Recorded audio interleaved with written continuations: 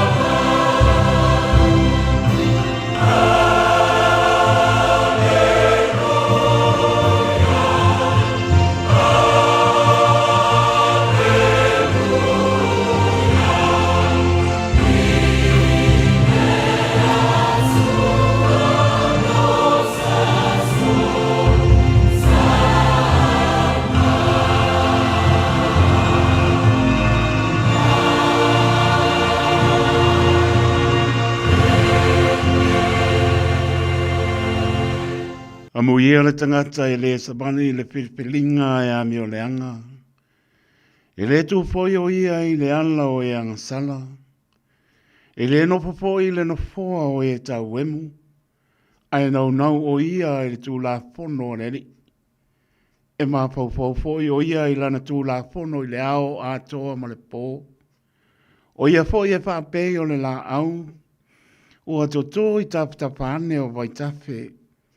E fua mai ona fua i ona lava tau. E le to uru fo i ona lau. E manuia fo i mea nā te whaia. E le pāpeo e ami o le anga. Ai peo a puti o saito i lātou o le lea i le matangi. O le mea lea e le tutu ai o e ami o leanga i le whaamasinonga. E le tutu fo i tangata anga sala le whaapotutonga o e ami o tonu. O wau o si la fia e le li le ala o e ami o tonu. A e whano lava le ala o e ami o leanga. Le atua mamanae. Le atua o le ola. O e lava o le atua mai le amatanga e o i le ngata anga. O le atua o le alofa mo te mutivale. O le atua e tali manao. O le atua e surufai i ai lau whanau wha atua. La ngona le whatau waa o le tangata. A wala whai mai sa tau mate ai le pongi sa. Pe tua mani ana malo longa. Le alofa o lau fio o e tali whani ali le nei tai ao. Ma lei fua mai lo atu no o mātou tangata. E o i alon whanau. Ai mai se whaaptai le atua o atua nai le aso tā ua. Sa turi mata i e lau whanau wha atua tua. Pe tau no o mai i aine mātou wholaunga. E mā ofa o mātou loto. I le alofa sirisiri ese o oelo mātou atua. Awa i ere tangata wa e manatu mai ai. Wa ulia le manuia le aso le wha manatu ai. Le soi fua mai o le li whaola le pepe o Kesimasi. O mātou oli ma fia le aso wa e saunia. O le ua tuana i atu i lou mātango fie. A wala whai mai le nei tai au fōu. Ua whao popo aso lo lato soi fua mo le mātou wola. Ta māua mā lopule. Whawhetai i lo walofa. Whawhetai i lo whamaoni. Whawhetai i lo manatu mai. I lo tali mai. I o mātou mana na onga i le aso. Ma le aso. A tō manatu i māsina ua tōna i atu. Ua whano atu. O lo i tau wina. E tau wau i na nganga ifo ai lao le wha moe moe. E tu whesili ai la ngona. E sola manatu. O wao le tele o me whetu leni mai. E lo i tau wina ai le so i fua. E o mai le neta e au e wilava o nisi wa ala whai mai. I le loi fonga malingi le pule whaito o tasia o e tama. Wa whea ai maota malawa. Ai tu mau ala mātou vivi i e le au noa. Ona mātou wha fo i o lo vi inga. O le wha manu ma le wha aftai. A wā ono mea o vi inga i asa umaro mātou atua. Wha aftai o toi tu la. Toi aso le nei tau sanga lua o lua lima le mātou sāma linga. Mātou te le iloni me tutupu i leisi 5 minute o lumanai. Aolo mātou wola whakatua tua ma le loto tariton. E te le tu lafo i alo mātou wola. Ai maise o le mātou fō launga le ali ie. Wa lafo i atu i o wa ao la vea. Mo wa ao wha malolo. Ina ia sopo atu le whainga malanga lau whanau wha atua tua. E se tausanga fōu e tu mau pēa lo alofa tu mui whamneanga. Whaaftaile tu e lau whamano longa. Na i o mātou tua āsina sina. O nise le ato o toa le mānosi. O nise po ia whea ngaim wha no noanga. E la ngona lo pa i mai. E la ngona lo wha mai se mai. E la ngona le pa i mai o lau whamano longa. E mawai le mānosi. Mawai le fia. Ia e mai se o le māwhau le loto matala e ola e au auna i ate oe. Me tua e lep siringi alo walofa i asa uma. Whawhetai lau tausi mai. Na iau mātou tu āsina sina o le ato le atunu. O lau au whaingana venga tutofi. Wala au wina i tō vine e tau o suina. Le mai o le soifua le tala le leia Jesu ke riso.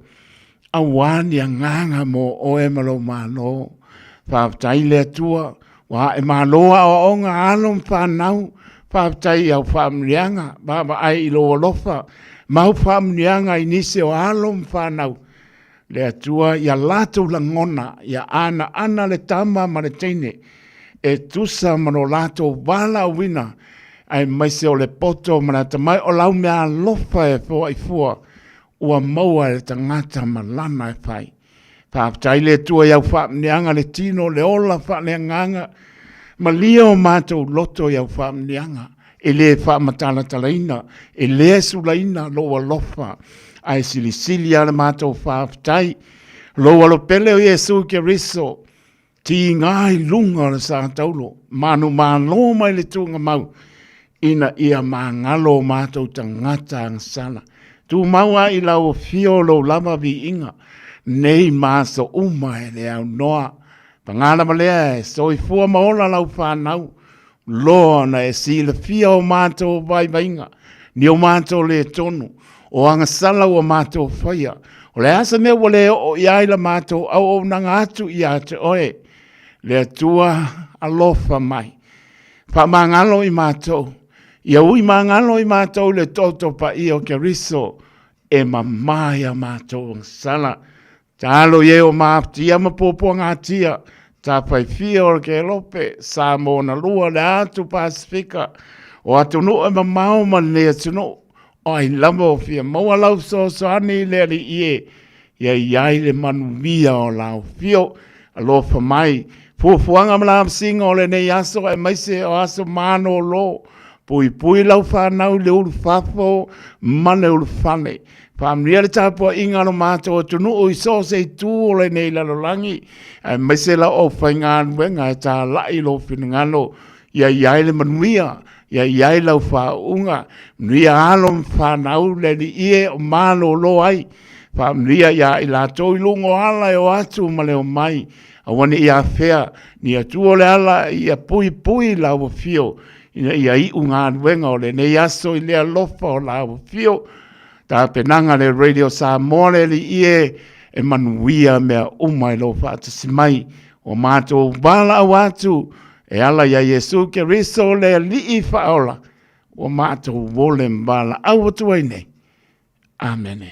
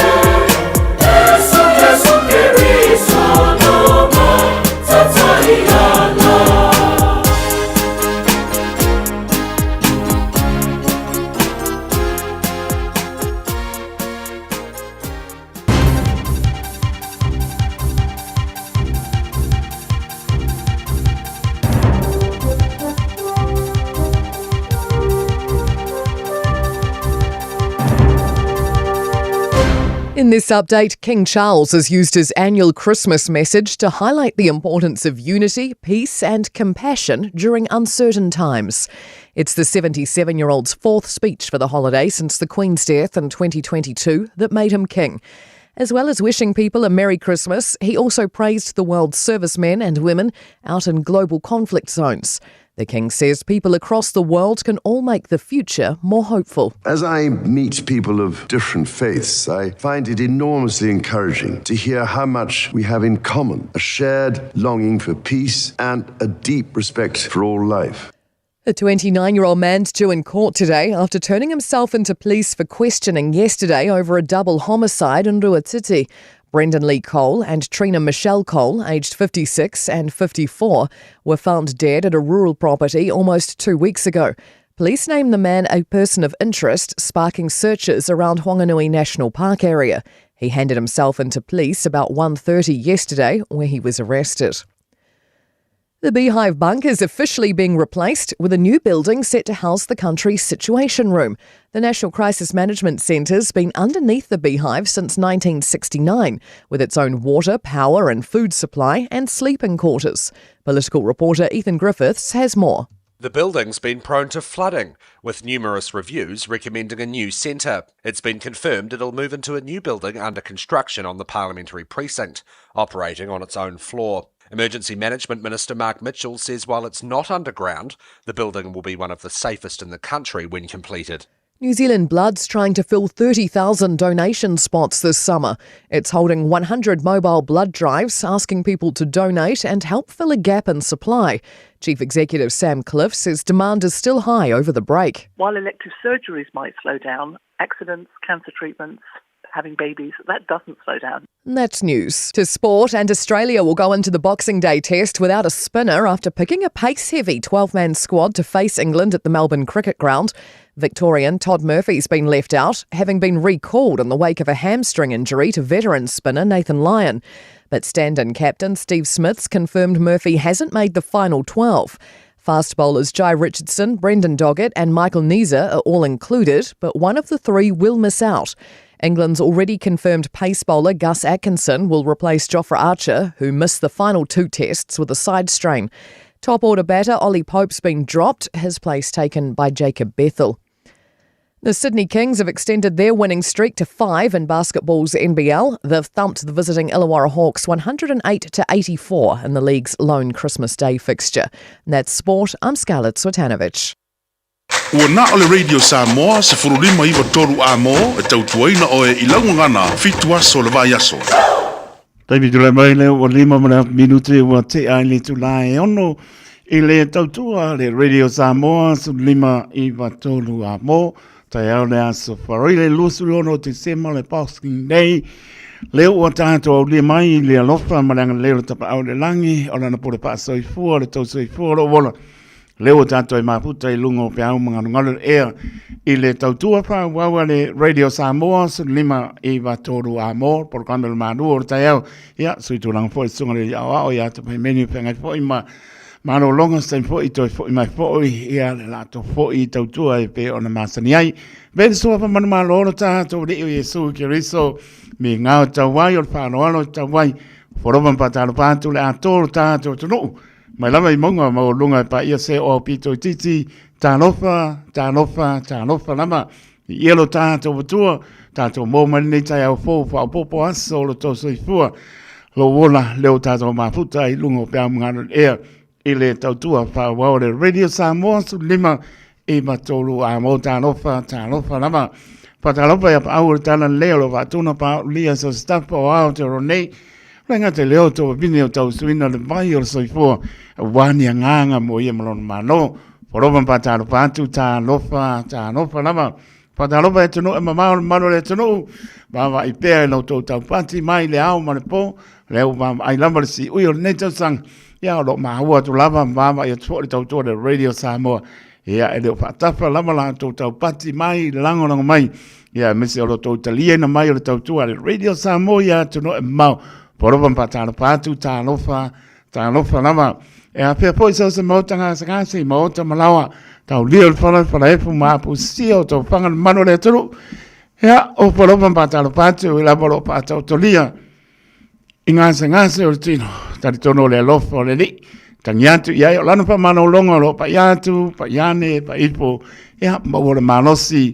Paongaina soi fua mo ola mo ia mo lona ngalo le pangarina I lato tulio lato whasalanga tale tonu ea na tō maua fōi le pile mo le lia maise o se kerisi masi pile mu tu tonu o tō potu ea tale tonu o tō mātu natu pile mu mana ngona le salamo pe lama na wha manatu atu le salamo le wi o nā ta mai ai leo ia mato e fōi lona ainga alofa atu mo o tō tuli pa maoni o tō whasalanga mame maise lau pia o se lau lau ea ole na fōi mai na e le mata ngo fio le lalo langi ai mau o le soifua fōi ai le li tātou woi le li pesidi le li manui ai le tātou fōlonga lo soifua mra ola patala patu ia me suana ialon whanau au le ua mai ato wa onga ma lo le tau ia o tau tama mtene ea e le muta ai lau sa ili ma ai se mea ngā se tusi a ua maule amanoa pai tau ma le tusi pa ia le ia se tusi talanto le tusi pa ia wa fionga pa ia lo tātou tua sulu yo tātou vai al mam lame o tātou wala e au ngai lau ngana tama mtene manuia tau malo longa maua se mafutanga mana yo tau mātua e tala noa iai awa ne inga tia se isi mea po lelo e le fia ai i le whare haonga ai le naman whaali tala noa lau ta maa tala noa lau tina ole mkua maa ngai halena ai lofa tele mo o tau o le ngana whanalo ia maua o tau ai maise o le ngana ni soifua e tau mātua maola e teito o le na le naman na tala noa lau ta maa tala noa lau tina mea whaalo pesasi ai tonu a onga me se foi se meo e fia tala noa ai i le anu anu mamao se meo e tampai ai i lau suenga pai po whaamnia mai se si tu e le ngata i na sa ini o ngata lau sa ini pesili i le li le ia se mea tātou te mpaia po whelama o iai tātou te le mpaia se mea tātou te pesili ai le atua tātou te mawhaia ai mea uma i lona whatasimai. Solo miru tau te ai le tu lae ono, o Taeao o le asparoile, tolu uma wale vai aso, o le aso rusuru ono, leo utu ona i atu, le aso sa tuli matai, pe tātou te tau nu uma iai, leo utu ona i atu, le pa me o tu aporima, o tau wano pe alo tātou sa, ina ia tau lau o le wha moe moe, ina whatasi mai o le tātou tua, maua se tau sanga fō manuia whaapatai fō lau Samoa mai lava nā Januari se ia pā ia mai fō ile nei tai au whaamoe moe lava i au lofa o reri tātou te manuia ai ma tau watu le tātou fō launga le tau sanga fō tumu i whaamnianga i le lofa malanga leo lo tātou tua anga le nei tātou fō launga wha ai o le nei tau sanga ia au e manu me uma i le lofa mananga le leo lo tātou tua.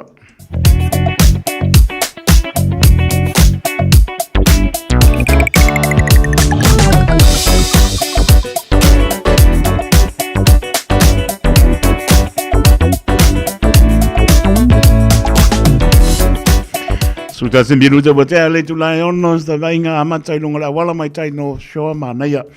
Mwakilia ma Constellation Drive sau i Devonport Ferry se bang nai la to piki o la to sama ina ia o ngano inga bo over fia na la sau solo wanga i moto mlau pe mani anga mai i pace water ia naikilia sau anga i tota Devonport ia anga ia tu ina i takapuna Hillsmere Road pasil moto ngase sau lungo le Harbour Bridge orm ko le ia low lane my traffic sau tai no panga i hao pani ia pekanga at for Hobsonville Kumeo anga ia tu whenua pai ora mkua manga ia le Taeao ia awa se tia maru le Taeao ia tanga i to lungo la wala whai manie o le whaunga ina te foni ta ore le mo le pasia mo ni tanga i whai lo lungo la wala le ia se si lungo tu la fono ole na mo foi se si fase no kana ya ngai kam foi foi yo por clame se ba ia tau sang po o se vai ngai Victoria Panga le tau langa ngai lunga Harbour Bridge ma naia le ai ma se me polo kai ka ko pe o aso ia ngai ma ngai pro traffic ngai lunga le ala papa o se vai ngai na college yo ngai Chevos Road Herne Bay on ko ma ngai ya ngai Ponsonby Road Ia pe sapo ilalo Franklin Road Bonsapi. Ona mko ama ngai a Creeding Park, ngai Western Spring ala koi Pontcheville so. Ona mko ama ngai Waterview Street. Sama sangyang poloka inga ala kunga Evante. Sawi kai Henderson ngai mai I Great North Road Waikumete Cemetery. Ia all pole le yo kai miwasi singa. Ia sauri leia o ngai mai New Lynn. Ia o mai loinga Hendon Avenue. Pata la patu loinga tina ia la lau. Ia ngai mai Stoddard Road, Hillsborough. Ia longo winga bo ngai mai Mangrove Bridge.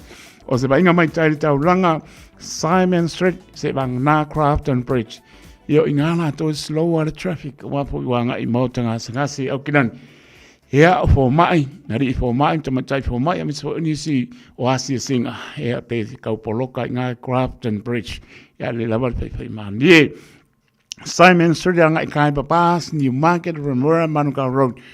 Ole mkwama ngai al Florida traffic se bang na po ngai Crane o le ai Green Lane runabout. Ia ngai ma ngai rungo moto ve ia pa sa mai lo Ellerslie Highway, Mount Wellington Highway, all clear. Ole mkwama ngai lama ia Sylvia Park ngawa makanga ka ho ia ngai vo kana pale lo kai mingi ia sa rungo moto ve ngai ia ma to ye South Auckland Otara is Tamaki, olma ngai a Chapel Road, sawa ngai I rangi, olma ki lia mai lama, pasia kuloma ko karakaro mai la kulo ngai South Mall, Takanini, Papakura, puke koe kang apuro mar kang pe. E o mo kwa seki a kako. O sa inga nai. I lungo la wala, ia wala mau bol klame pa nga solo. Ala pa mai pa ngum nuia ya le lava tanga lama lungo le wala le saunga le mo ya wale yo le upo lo mo o pa ko pela unga o merka ya o le kai kai ka ya e pa penga o ke le lo mo ko ya sa le ya por pe lava ya ai na yo tato tua pa longo marco ngar pa longo por asime ke mo eser manga ya le se panga mo fa longo le ki lia fa longo fa ka ngulo ai le fa longo fa malo le fa longo ai le la ngona ma di ya lo fa ngie le fa mo nga le yas yo e te me to e fa ta la ponga ya ngonga ni me tupu mai ai ile fa ta mala o tato ya fa mlia le I fo fanga le yaso ya o manu me uma ile anga le mai o lo tato matai le wa tato wanga ya tu ya so malo lo ya pai ai lo pai mele nei yo au le pe le upule pa ngalum ko au fa ko pe la le kai ka sky ya ai pai mani ba ngai ya nga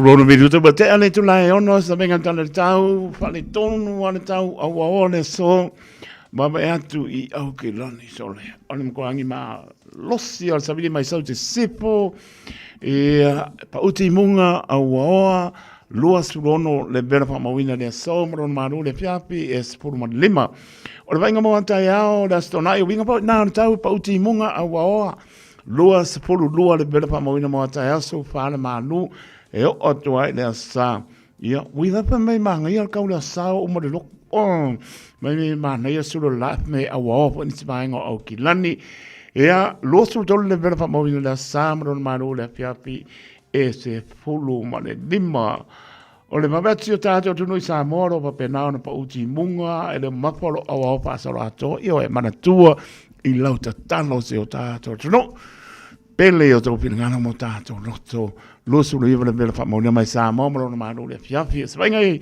a no fa to lo pa uti munga le mafa lo fa manu mai e o mai e o pani swainga po na nga I lo pa I South Island ma lu le fiafi taito o le malulu a o malu a matou o swainga na tana tau mo si fin malo tato no o por klame pa nga solo I le Taeao le Asparile, los rono te sema, Boxing Day le o tato ia. tōna i atu le aso Krismasi, whamanatu ina le soifua ma le pepe o Krismasi, ma Lord for au Samoa. Whatarapati a miu wha amosa, ma no whaftai, so loa sami ma le ainga, ia ma no lava, pena po ia wha anupenga, a mitu ana i a foa, ia ma no le eva mai, ngata le o Rachel Sifa, my cleanliness, ia ma lo lava, ma puta mai, pepe ma ngele, ia ma le ainga, ma no lava, o lo ma puta mai a pia i Samoa, wala, sole, e maka o kia, o pia, ia, pia lua ia nai ke mua, whatarapatu pepe ma ngele ma le ainga lo, whatarapa mai a pia i Samoa, ia pena foi, ia le sunga ia si upapa, sa wili male, ma le paretua ma le nofalo, I Manukau City po wiri lo patuso io like a pungi le trim io pia ko inga kala ya lo patu so van mo biduto te le tu la ono nai musika so floi panga solo tato por clame ya lo fa le li au manume uma e le fatasi mai o lo tato tua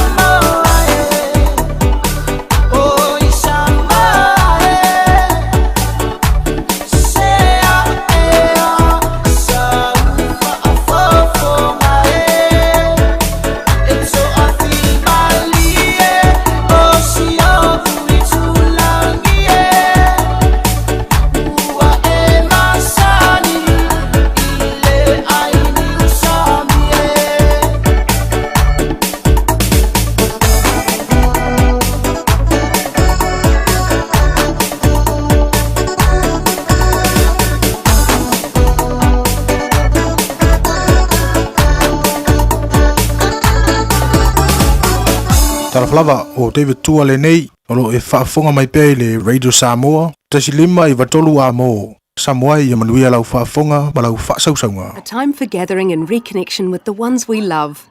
Right now, measles is travelling across the motu too.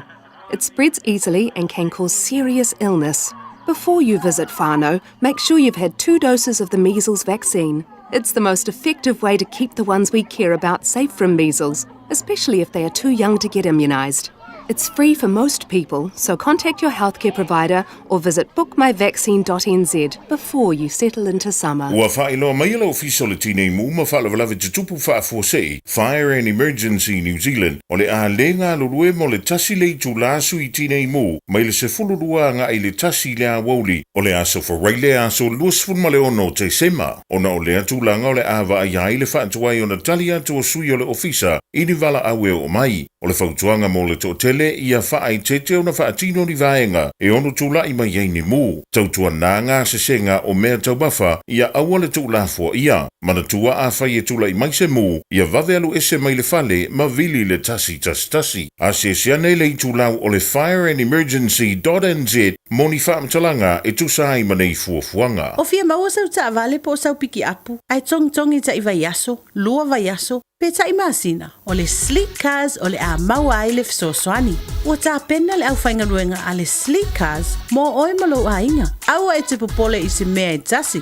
Te tala fitu aso, mai le sifulu I le Taeao, angai le afo le ono le afiafi. Tele la lai au kilani I saute, vili mai loa, I le o lua tasi fa, fitu lua selau. Po le o lua o, fa lima, tasi lima tasi. Radio Samoa, tasi mai batolu, amo. Radio Samoa. Tasi mai batolu, amo.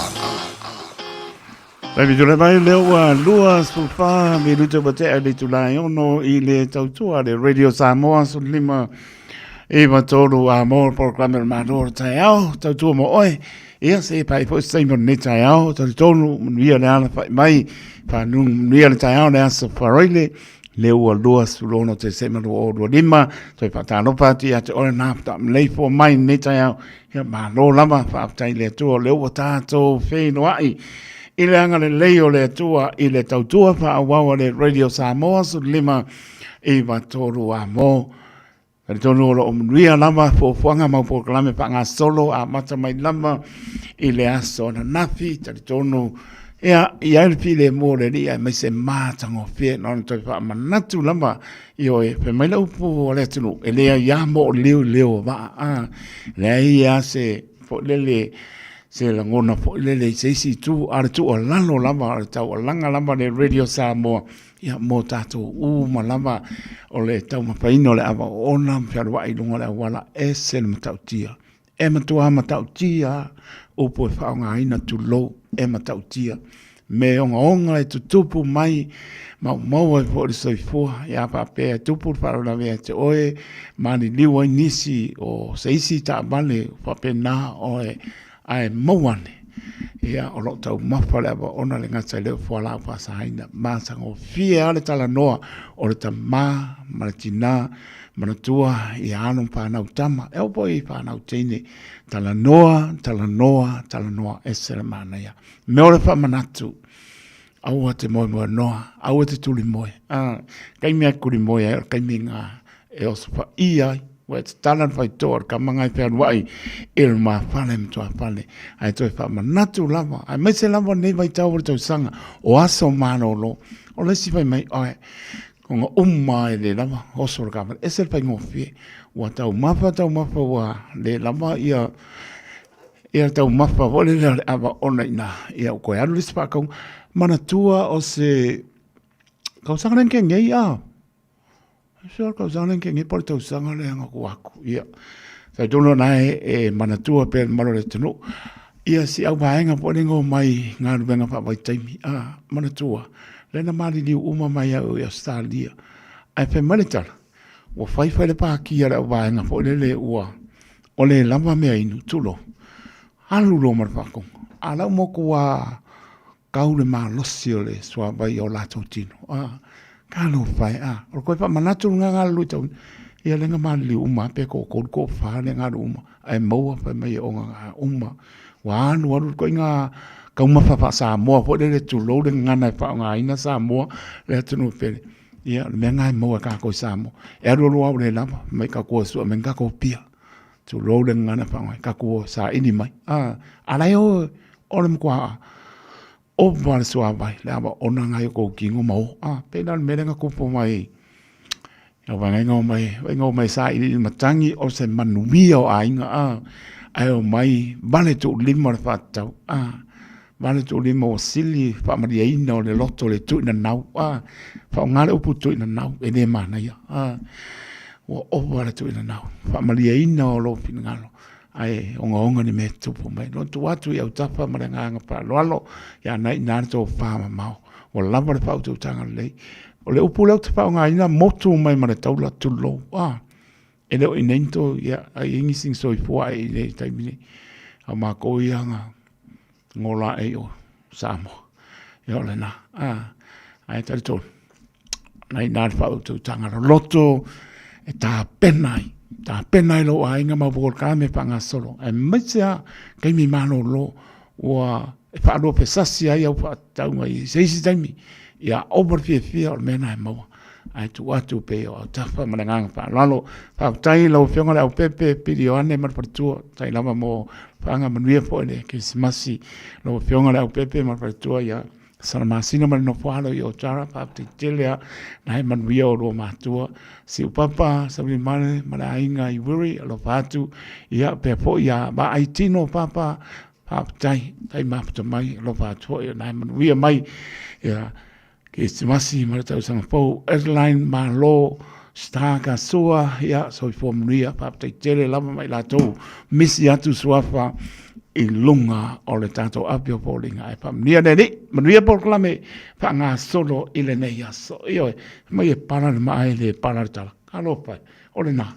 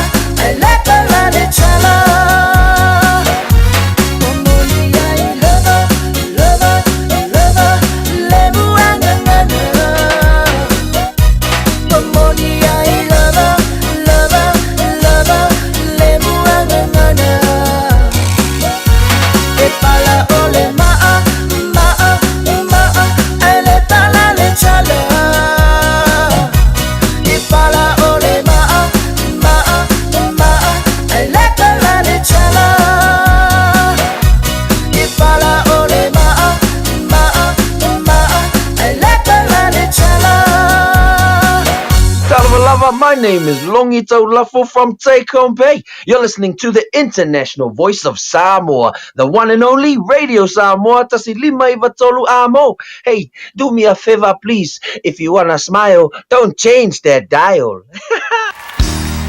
Bread of life sent down from glory. Many things you were on earth, a holy king, a carpenter, but you are the living word. Say it now. Come on. Ia patalo fati ate Samoa. Elea so swafa mawalunga malsisi ese o tatu o li faola o Yesu Keriso. Ia po fe folme e la la il nei Taeao pe lo o lo awala po e lo mota po e fo ngaluenga. Ia patalo fatu tatu proclame a reto leola ia te o nei Taeao Malu ole so fu manuia. Ole mta upule fietal no ye ole luka mua fe pe fasu malima fe mai emanuia foi le fafine talitonu awa eta unu upu na feta lai mai le li ia te ia ole upule le nganga pa ia na awala mai a Elisabeta na faia tu ia Maria ina ua to Maria maranga ia tu le falo Elisabeta ia fai mai lo le nganga pa ia wa Sofia le nganga pa ia Elisabeta mfai atu lo ia Maria Emanuia fo ile fafine talitonu awa eta unu upu na feta lai mai eile li ia te ia awa ole malo le atua ole talitonu ole meta ua ino fai mai le upu fo ile tusi le a Ioane mai ole ngaruenga ne ole atua o lo tau talitonu ia te ia o lo talitonu la ile atua ia e mua e talitonu ona o maile o whamanuianga ia te oe pei foi la no fai maile angelu ia le nganga pa ia Maria e awala mai a Elisabeta e manuia oe ona o lo talitonu e malola le atua a e talitonu le atua no winga ia o e maua na whamanuianga wana fetalai ia le tua ia Maria ma vatu ele fa maonia o mea fainga ta mai o la eto ia ele iese ele ilo Maria se tane ia o mutua mea fainga ta la na ele i fa longo mo se tanga ta ile mea a le wo fai mai le tua o le la eto fa ilo la ele tua ia Maria mea fainga ta o le ao o ia te ia sa uni mea umo lava i ngaio i mai o le tua mana o le tua fa ngaio i na polo kalame i le lave ino le lalolangi ai fa talia ia Maria awa ana le talitonu Maria ia ele pare fana ma fa ngaio i polo kalame le tua a mea uma ua seki le tua ina ia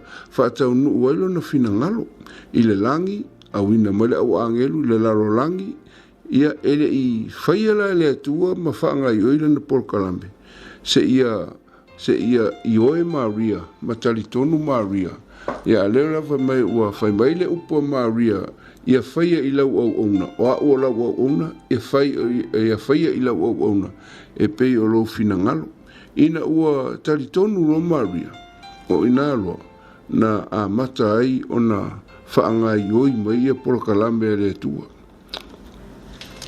e fa pena fo i o tatu wolanga e le i pe o Maria le i loe Maria ni angelu e puipuia o ia ma lana pepe e le i loe e Maria le lumanai ma mea o le atutupu mai le tama lea paula vale mea na i loe le i Maria o feta lai mai ia le atua ia te ia paula na lana tali i le au auna o po le angelu mai o au o le au auna le li lo ta ua ma le lukam nta mua fai pa tausu malvaru fa malitali e Maria wa ole au ona leli ia faia ia te au e tusa malau upu e fa pena foi tatou a feta laile tua e winga ia na fuafuanga ia wa umon fa tulanga le tua me te tau na fa tau nu ina ina fuafuanga si la fia le tua le me le atu au tatou pa ora me mana o mie tatou o le tatou talitonu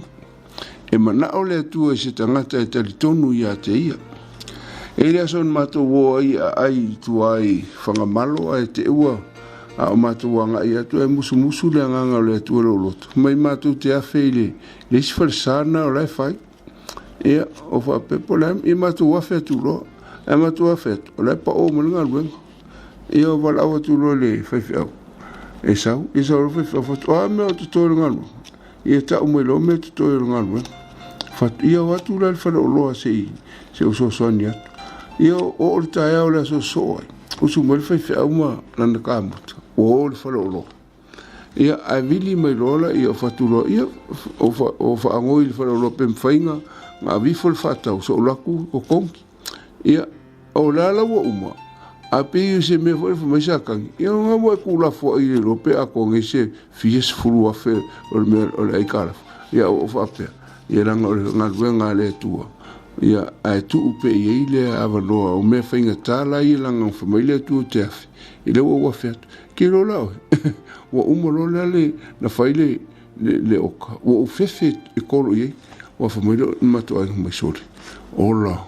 Ki ho fori i ke le alu e whaasingo si o whakurei o pia o mea mai le tu o lai monga o mia. Ia wa olo ka wa ola. A wa ola so ia vidi mai le. I le whanalo. E whainga e sau e kongisinga mea o le aikara whaku. E fia, ma se fururi maa wherua se la whaku. Oi, kai minga, ma kua i peia se maunga ke le lawa ia ke au. Ia onga o le ngei kupe ke le se fururi maa wherua se la. E ke roe, a onga whangofo le aso nga mo mawhawhau le tua.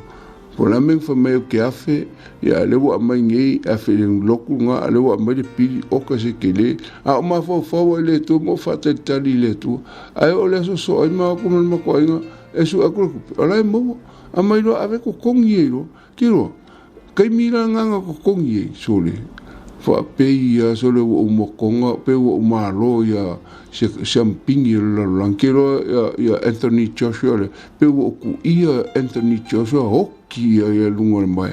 Fa pe ngala ngona wo langona. Ona ua whaia le mele familia tua ia te au inga ua ka umele a whai. Pe ola se whainka. Ai o mawhau whaule tua. Ma le ke leo langa upu malana o langa, ma le soifuanga le wa mele tua mai te mawhaia mea uma le whaamarosi mai o ke riso ia te au. Mawhai mai fo le tala le tuspa ia. E le aise mea whainga tai le tua. A whata le tali lai le tua. Ai a mai lola na filemu. Ai e wakunga, sorry.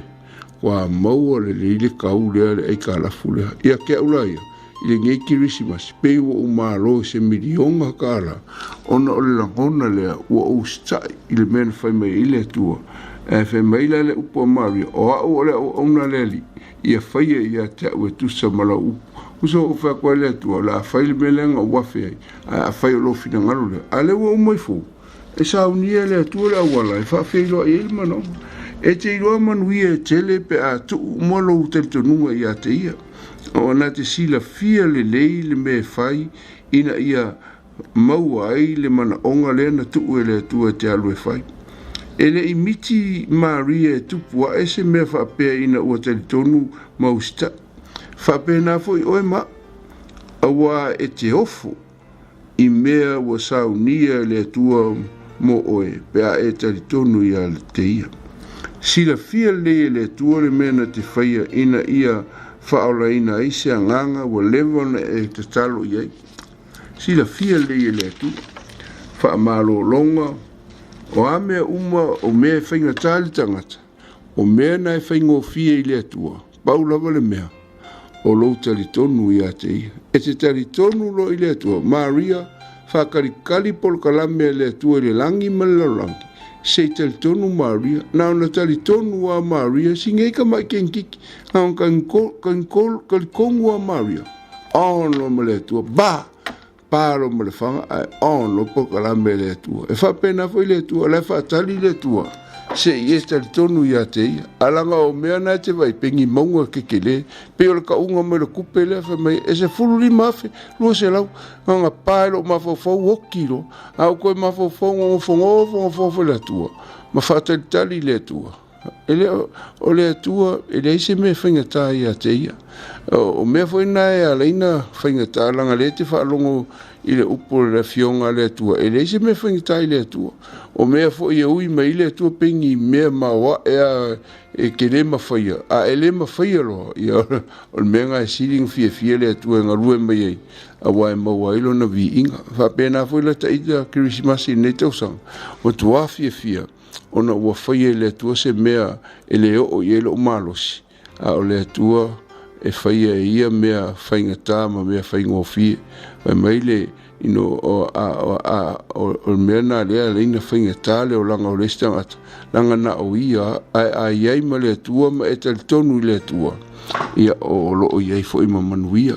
Vai mai e manuia le tangata e talitonu. Wha manuia le atua ia te oe nei aso. Ma ia avea le upo le atua mau talitonunga. A whai mai lo le atua te alo whaise mea whaingata le o i elo marosi. E aua ke whape ke le mawhai, whape kuu, whape kuu le atua, koe kongi e le atua mai whai, e mawhai me umo le atua. Ngai kangolo le aru e piwo, e mo ingi o maka e kua o makua whaingkare me, e umai fo. E maua ile vi inga, ma wawenga o le li, mea ofo ngia e whai e masaunia le atua. E le uma wawenga o le atua. Ia whamanuia le atua, ia te olene aso swafa Yesu. Amen.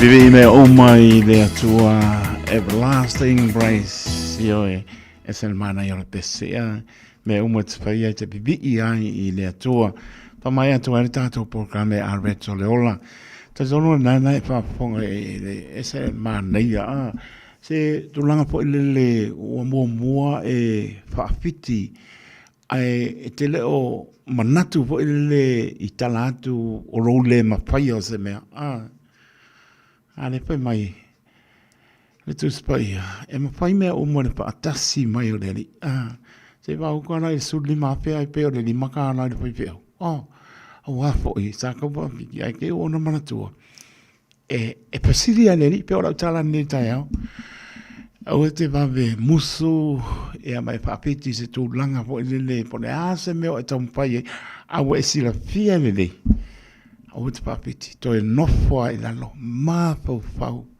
le po le astu langa tona e te le pai se me a no mo le pa si me ona e pai le sa ili le pe no fa tu ne Taeao e te pesili le pe la mai ele ta poto mo ta mai te pesili ai le ma po e anu ngata le soifua ma le olo tangata o pe la te anga ia alo pesili le mai pa ma no si mai ele le Taeao ma no pa ta sunga le pai au mo te pena ilo nei programe mata ngo fi po da re so le ola ia denga wako e pesili aku man le mo ki ho pe fier ka ore o mo kwa ke ia pa ko sul pa pe pa ko sul le magana ai ngo umma na wa fai no fie me uma pa tasi mai ole tua spo ponga le ole areto le ola ia ile mai spo pe ata to dia ile alofa malanga le o to tua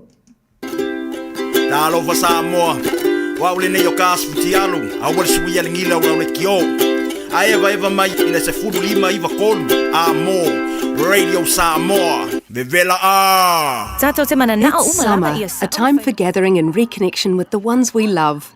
Right now, measles is travelling across the motu too. It spreads easily and can cause serious illness. Before you visit whānau, make sure you've had 2 doses of the measles vaccine. It's the most effective way to keep the ones we care about safe from measles, especially if they are too young to get immunised. It's free for most people, so contact your healthcare provider or visit bookmyvaccine.nz before you settle into summer. Ole lava vai le whanau no whawhale le taimi o tuwa. Mana mia se no fuanga I whaafia ili ainga atu. Ta pena re ainga atu, mo se ta whaonga matau tia I le Crystal Mountain, o matala nei le Mystery Mountain. Ola o tele ta alonga ese mo le whanau, tanga I maleofo I le Dinosaur Gully, titia I le Express Train, mamatamata I le Animal Park, Masau wane le Speed Gonzales Roller Coaster, ma awane ingalo le Crystal Mine Museum. Matamo fiele aso mo le ainga atoa. Le Crystal Mountain, Valusfulu, Candia Road, Swanson, Okilani. Peasiasi I le crystalmountain.co.nz. Iwa miru tēnā tāna o ne tulai fitu, tāna fitu. Ea, au ilan tātou tala I vai whanua le ngana perotania. Tātono e lein tātou tala mai Samoa I le vai asu le nei. Ea, pēr tu sai, a la tānia pēr lupe o maunu, pēr le upo le tunu. Ea, mam ai lama le au ona, pēpo I e tau no mai tātou tala mai Samoa. Ea, ai tātono lama e lai malo lo, ea, au tanga mai tipi, au tanga mai a. Ea, mori no tō soi fua, le asonga fua, tātono. O le a mō mai, ni tāna mai si o tātou tano I Samoa, a pape mō mai ni. Ni kiri a se piko, le se me po le ku au kiri ia le pane. Ai toi patano pātu, ni pa ia maununga le tātou tano. Ni tai ora sparile, loas furono te semalu oro lima, si le pia uma la langi atoa, ma le au pātou toa, le upo tōna I atu, le aso sa turi mata ngauru, I le ufi o tamaitai, pe tua mani arpa moi pe tātou te o mai ai. Ale o tani le atua. Le whamaoni nao le li. I lo so I fuhamara tātou wola. Le o tu au, tu vae, whamanatu ina, fia paatasi, tātou ori ma fia, iai le aso o sau nia le li. I oe, so I fuhama iai le li whaola. Le pepe o Christmas. Le li na sa ili, ia I tātou na le iloa. Asana manga ia. Tātou muni ta iai. Ia, wau dia le manuia, le aso anafi tari tonu, tele ni pa mlianga sa mai ya pai wa se sa pa tau ko ngofo la kiki ai lalo ko ngofo I lalo le li umar tau sanga bai po le pe mai e o ina ai le lumana I se mena se ya pa pela le o ina mai sa mesena e quer se ya E pa pe se long po lalo toi mana tu natu iai. Nia le fai mai. Ole na. Ole tu na I e o ina luma na. E a pa pe ole anku lango iai sa pa le tonu na. Ia pe ole a po se me o wala le ava o ona ia kuri vai pa ko ese il ko ainga mio ke ulo ko pa ele o ko sanfo e a sino na pa to ese ile o le langi pa mangaro mo tato ni me o le tu sai to pa manatu lama e pe ango pe ato le ia mo o liu ma pe o por tino o a ona se o ona pa to wa na pa to nuina o le tau tu le radio Samoa tu o lalo tu ai le pa to nuina e le pa to nuina le mano le tato tino a pe tau ne ai le ia le ai pa ta pe ia wa le tai lo foi italiana mai te so po mo rai te to ale alofa na le tua noa tua noa mo tato anga lele li tato po longa pe toi tu la pe toi ani aso toi mo le tau sang po tato mo tato te mau ai lo fato tua tato fato tua ma le tai tonu e alofa le tua ya tato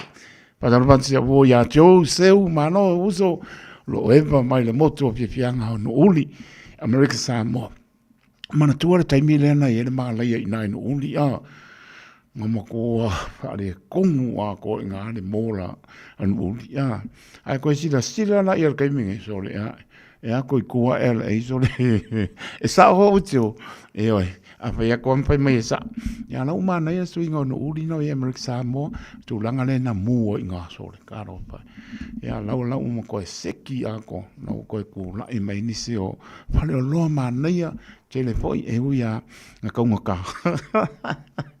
Ia, a kaunga ka orpa kau. Awar tau, pea go pea. Awar tau sili I manu lo te taa le vao. E te polonga ai. E te mafatia ai. O le asi mea manu wa yo au. Pati moreri. Ai au ki kau sili mele o e le marasi. O ingala e ke pipili ai. E ke anu seko ya mano pamtai ya jo seu lo eva mai mana ainga inu uli America Samoa la to umala mo maputa mai le moto fianga lo fatu ro peta pele masina kano fai Merry Christmas ya lo fatu mie po fanga aso pe vo tu ya e seta tango moa ya lo fatu ma lo lava maputa mai e se te tango mo ke lopo wano panga nuinga po ngai mano lo le mano lo ma ngai pa tai e se te tango mo ria po fanga ainga ne beto mata kalo fai ya lo fatu mo to lo fatu mo o lua ya mane ainga lo fatu ne o matua ne be ya ma ne po tai hao ya pena po ya singalu tu ua lo fai ya ria po ia ne foi Taeao la songa a singanu tu o ma pertua ma no falo ia lo fatene atu o lo maputa mai e loto fanga o loto fanga le na le a ka o sa fato longo vinga loto fanga no pele so ia o sa patala le pa mai ai ia lo pat singanu tu o ia ma ai ngali o lo maputa mai loto fanga sa pata ia mai la to umalava o lo o maputa mai. Whaminu te ona tāre o le tu lai fitu, ioi. E makua whainga tāre aru deri. E whengo whieta e kuri vai ke mi uma.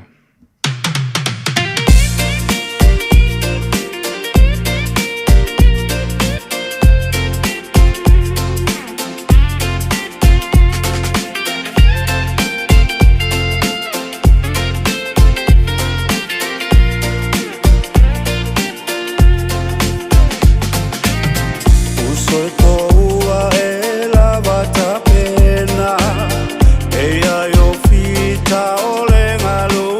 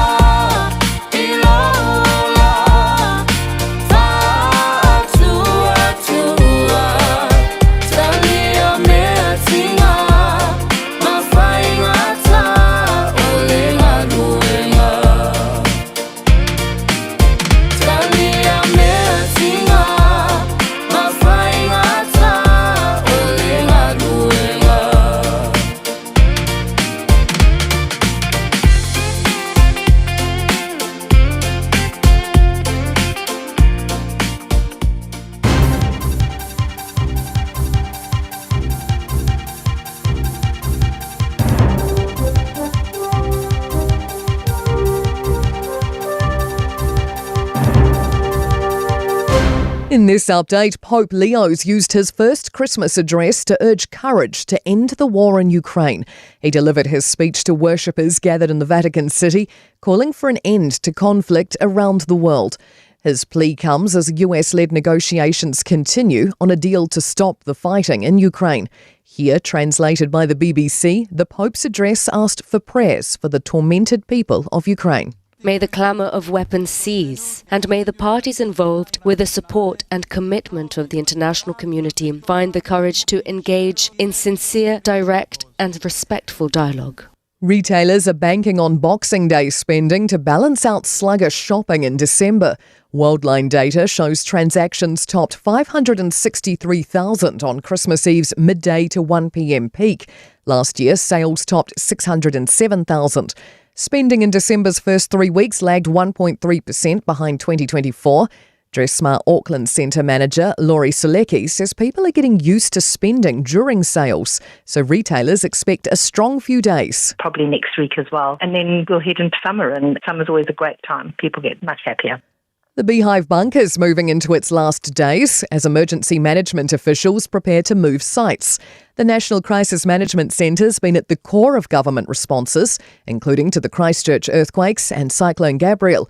But it's been judged in multiple reviews to be not fit for purpose and flooding prone. From late next year, it'll run from a new office building behind Parliament. Emergency Management Minister Mark Mitchell says it's what's needed. That building literally will be one of the best spec buildings in terms of withstanding an earthquake, so you couldn't find a better location for it. And be careful taking down your Christmas tree. ACC received 6,000 claims related to festive decor last summer. Injury prevention lead James Whitaker says since 2020, there's been 780,000 injuries over the Christmas to New Year's period. And that's news. To sport, and Australia will wait until the toss at midday to confirm the final spot in their playing 11 for the Boxing Day cricket test against England. The last berth in the home side's all-out pace attack in Melbourne will be filled by either Jai Richardson, Brendan Doggett or Michael Neser. Stand-in skipper Steve Smith says they're keeping an open mind about which one of the three will complete their side. We'll just have a look at the wicket and see how we best want to manage our attack with all the options that we have there. But yeah, exciting to see Richardson obviously back into the fold. He's had a pretty long layoff with injury, and we know the skills that he can possess. He's done it against England before in Ashes. The Christmas Day drought's over for the Sydney Kings in basketball's NBL. After 3 straight defeats in the festive fixture, they've thumped struggling defending champs, the Illawarra Hawks, 108-84 in Sydney. And that's sport. I'm Scarlett Swetanovic. Talofa Samoa, wa ule nei o kasu tialu, a wale sui alingila ula ule kio. A eva mai ina se furu lima iwa kolu, a mo, Radio Samoa, vevela a.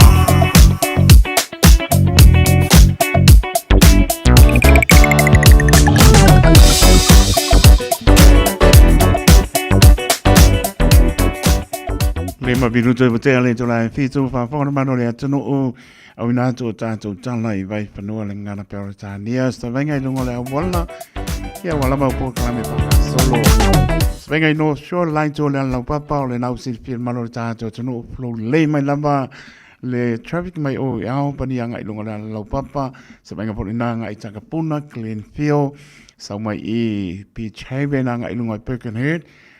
Ai wakwai ngai one wa rota ngai lunga le lau papa ma ngai al flow traffic ya le lava fai ma dia lava e o mai mota malawa pe lava wanga e le maro le tato tunu o le na o sa ngai Victoria Park le taulanga ngai lunga le hala lau papa ma mai o tele le flow traffic ya le lava fai ma dia e o malava I se me o ngai ai sa ngai I au kinani sipo mai Lincoln Road ngai Henderson mo o le ma ngai Yo e ma traffic sa wai lunga Glendine roundabout pasi wai Comete Cemetery ya le lama le ngai mai ngai Lynn Mo New Lynn Evandale sau I Mount Albert apai pai tanga I mai Stoddard Road ngai Hillsborough po Dominion Road po Sandringham Road yo awala umanga o ngai ma ngai al floor traffic le pe o taimi o ha nga benga ia pa pena po ya o le kemingi ia o kau dei mai lunga le wana ya le lama fe ma die e o mala mai moto malao pe o nga en mano ta to no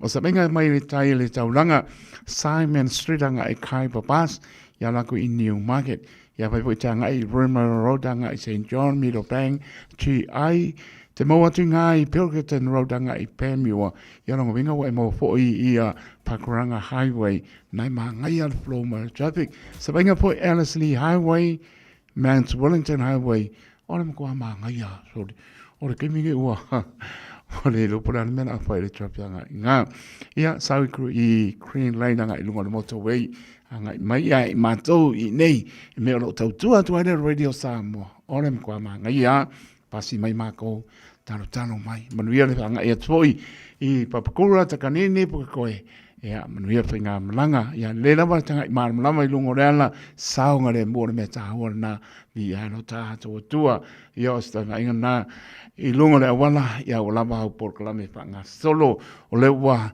tulai marita tu taimi o le ua 5 minute ua te ai le tula e fitu i le tautua le Radio Samoa su 5 i watoru a moa mana tōra manuia manu tā tūturu ala pa i mai whanunga manuia tā pena po i au wha moe moenga i a mesa porkalame whanga solo i a le apo i se mea sātara no mai anu poe anga i ai nau mana i a le sulu mai o le la mātango fia lo mātū po i lungo le awana i a pe lava o na opai atu au lava ni se tia le malu o le taitai au tūlanga nā se tia i tātou ia ngā po i lea po i lele ia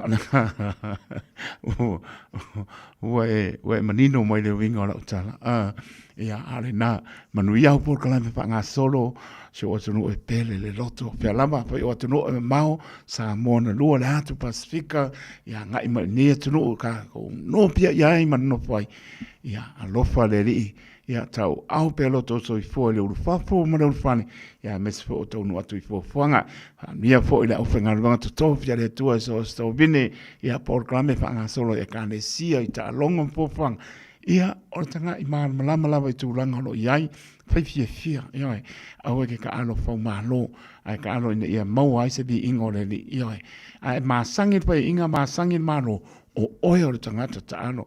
Ai pa peke le masangi pai inga. Ai ngare mano, sorry. Koe ka moera i koe, koe ki kiro lau apinga mai pai ka wai pora lale. Pora an mera pai koe. Ai loto i lano. E te ilofo i mano. O le tangata ta ano lana. Ewe. Ai pa aptai, mano la wana maro le stro. Pa aptai lo tau ta lia ina. O le tau tua le Radio Samoa. Le wana umare ne tau sanga. La ngona ala mato fia. E tau tuaro tau pa ia maro tau manu a wāpoi. Ia, nai tau te tatalo mai mō mātou. Ia, mese o nei o tō asi na sina tālo whae, pa tālo whae tu taito, nei o ta mana, nei o te nā tau piapiri soifua, ia nofa le ni, pa pua loa soifua tu loo le tino sili le anganga, tofi, tiu te wala a wai le ni, sa tau sa inga na suo le Taeao, e o man ne Taeao. Alofa te le atu. Le ato le atu nuu, alofa atu. Leo pingare mga tutofia le tua. Pia labo maputa mai ai, ma lor pai tano, nue ka le si o loa pe nā. Taim tani i ai fora ino le tala le lei. Ia wani a nganga mo ia malon ma lofa. Nia, lofa atu po i. Ia la uli le ataua, ma lora papaputai, maputa mai i aro au. Amerika Samoa, sorry. Saua le moko fia nga e le kele asipiko. Alofa atu mo tau papatai la uli le ataua. Ia male ainga. Pena po ia Iosafatu la wano papatai tele lava. Iosafatu la wano. Ma alo lava maputa mai male ainga. Ia me tone ia mai lato uma lava. O lo maputa mai i le tautua le Radio Samoa su 5 i watoru a mor por klamer Malu ole Taeao ia sui tu langa po i sunga le ia o semi luma tu tu e maputa po ia ai fe mai e mana tua le alofa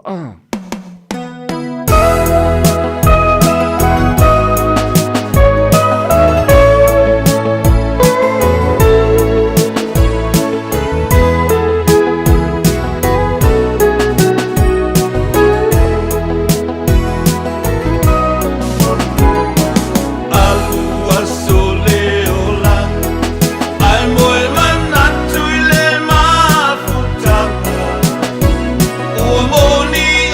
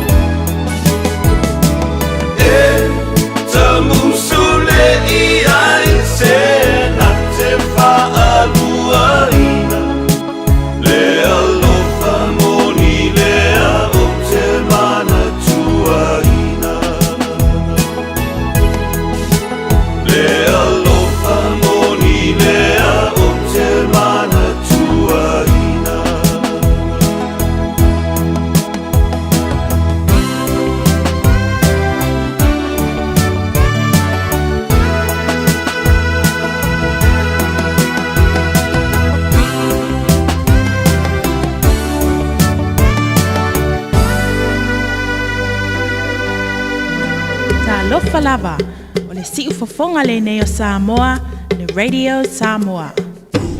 Just think a minute. It could change everything.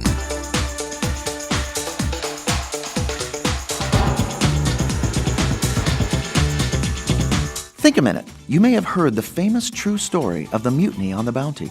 English sailors rebelled against their captain, William Bligh, in the South Pacific. They took over his ship, the Bounty, and then put him and his few loyal men on a small rowboat out in the middle of the Pacific Ocean. These rebel sailors knew that they had committed one of the worst crimes with the punishment of death.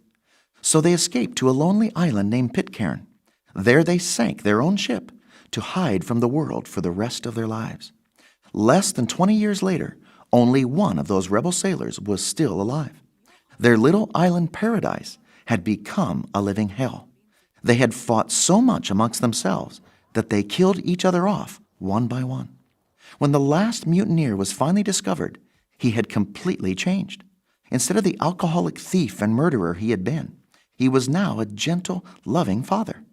The British government was so impressed by the change in this old rebel sailor that instead of executing him, they forgave and pardoned him for his crimes. So what happened to that drunken rebel and criminal to completely change his heart and character? Well, he had become so depressed and miserable from all the fighting and killing of his former shipmates that he became a hopeless alcoholic. Finally, one day, he was ready to kill himself when he came across Captain Bligh's old Bible. He began to read about Jesus Christ's mercy and love for him. So he asked Jesus to forgive him and help him change. From that day on, he was a different man after he surrendered his heart and life to Jesus and began to live his way every day. Maybe you also have rebelled and know you've been living wrongly. You might even feel like a castaway, rejected by your family or friends, and especially rejected by God. But you know that you can never become too bad for God to love and accept you? He will never cast you away or reject you, no matter what you've done. In fact, right now, Jesus is just waiting for you to ask him to forgive and start changing you so you can start enjoying your new nature and life. Just think a minute. If you'd like a free CD of our top 40 programs, write to us on the internet at www.thinkaminute.com and catch us tomorrow at this same time when we stop and think a minute.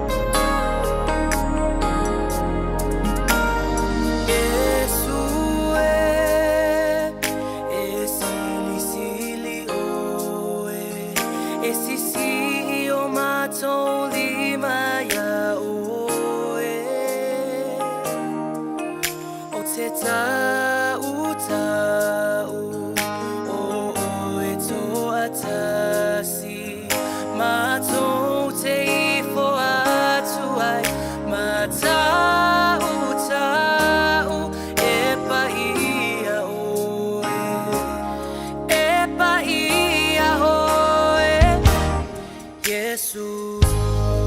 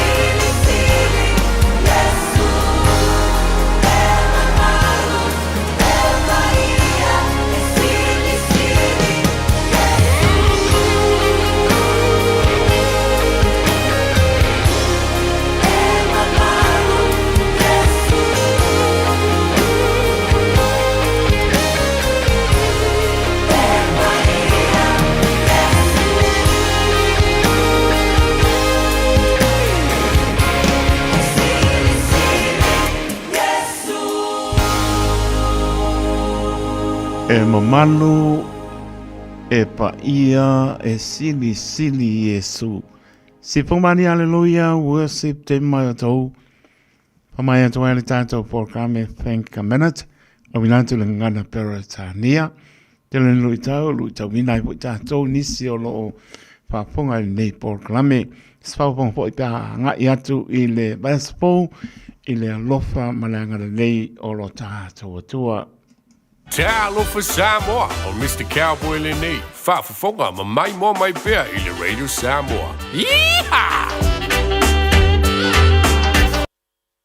Boaties, help stop exotic calopa, an invasive seaweed changing our marine environment.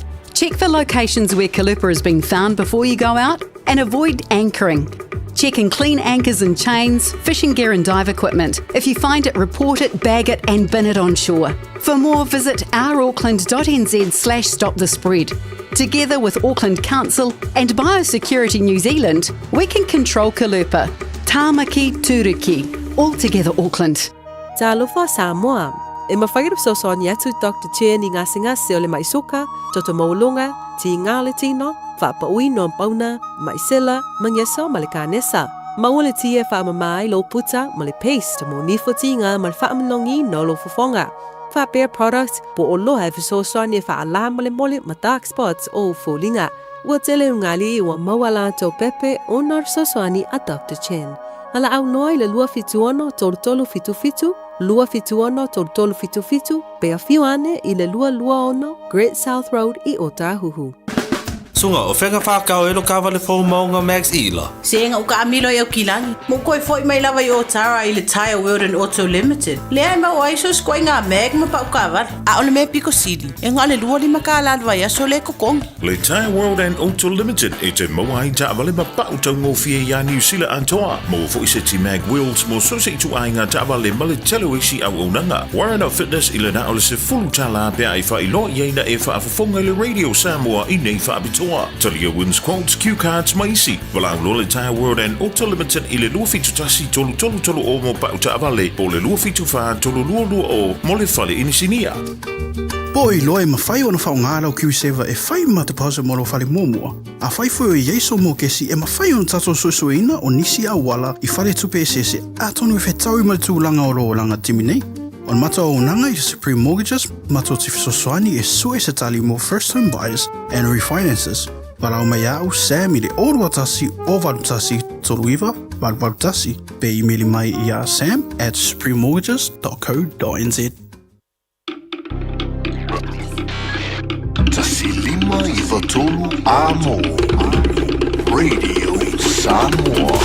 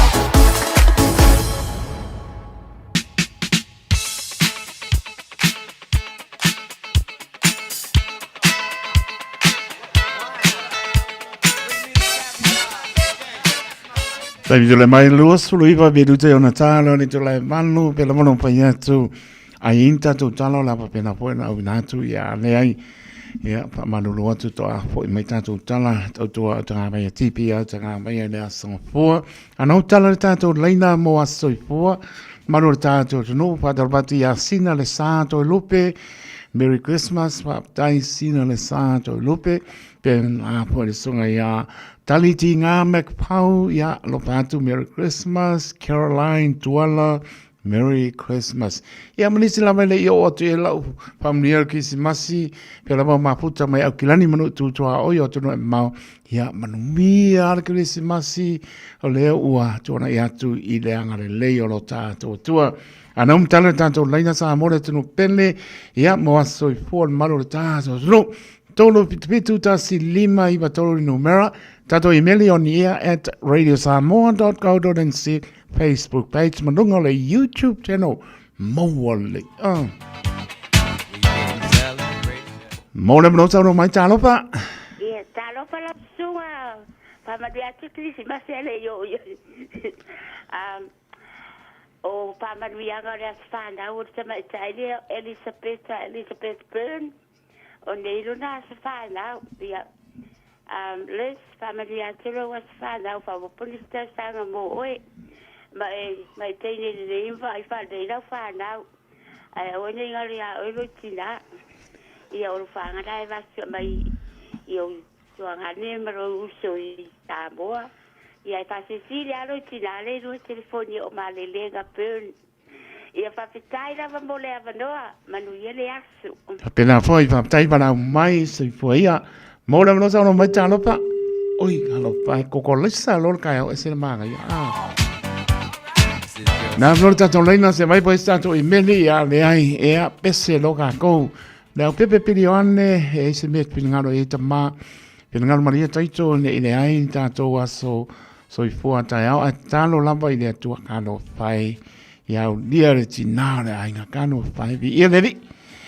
Pitsu lima tau sanga re tina o siau whanau re tina I levi. Wharitua ia salamasina le au pepe pilione o pasto outa, sale I moa, whare a siu e ama moa ai wha ape o tara.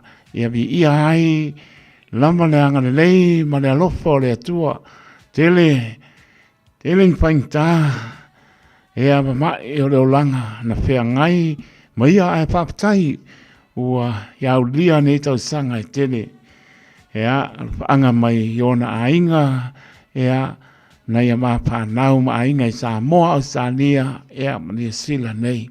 Papatai teito ia manuia tele lia lo aso I fua sana masina nei tau sanga I tele alofa tele atu ea ngana alu le ta maale ainga pinga le au pepe sa ungi se kiu se teu tusi la poa ia ma feula se kek nam no tato leina Malaysia minute menangang whanolo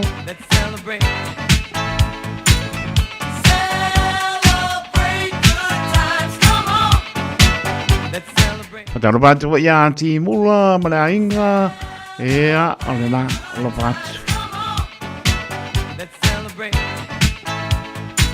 ti mula po timu ia olena lo batu timu ia ea mano lama Merry Christmas and Happy New Year. And I'm not that leina mantua Maya sa never program start this.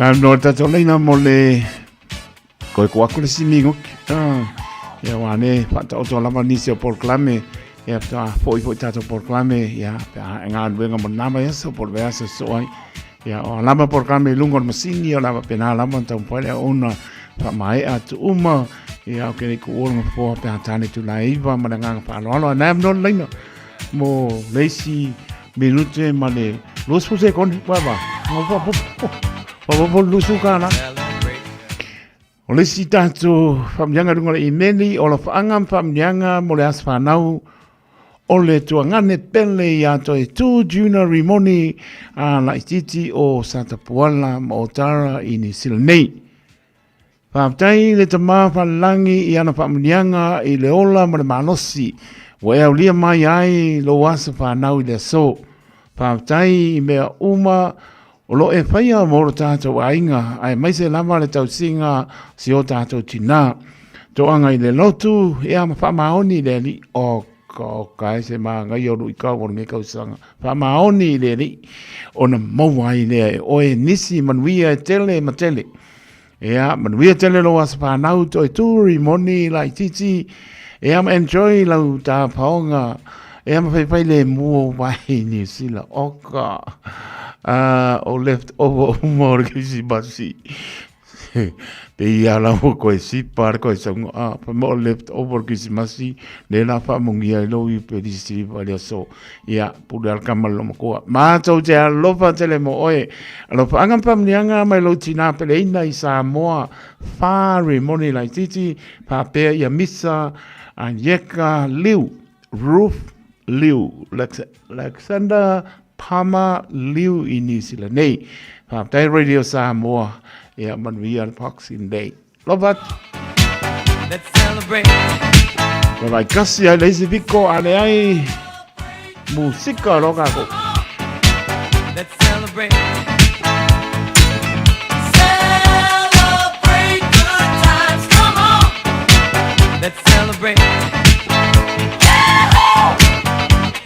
We can celebrate.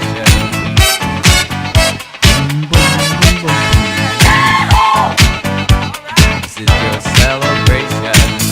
Celebrate good times. Come on. Let's celebrate. Celebrate good times. Come on. Let's celebrate. Celebrate good times. Come on. Let's celebrate.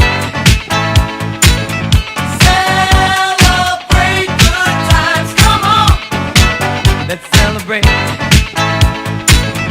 Celebrate good times. Come on. Let's celebrate.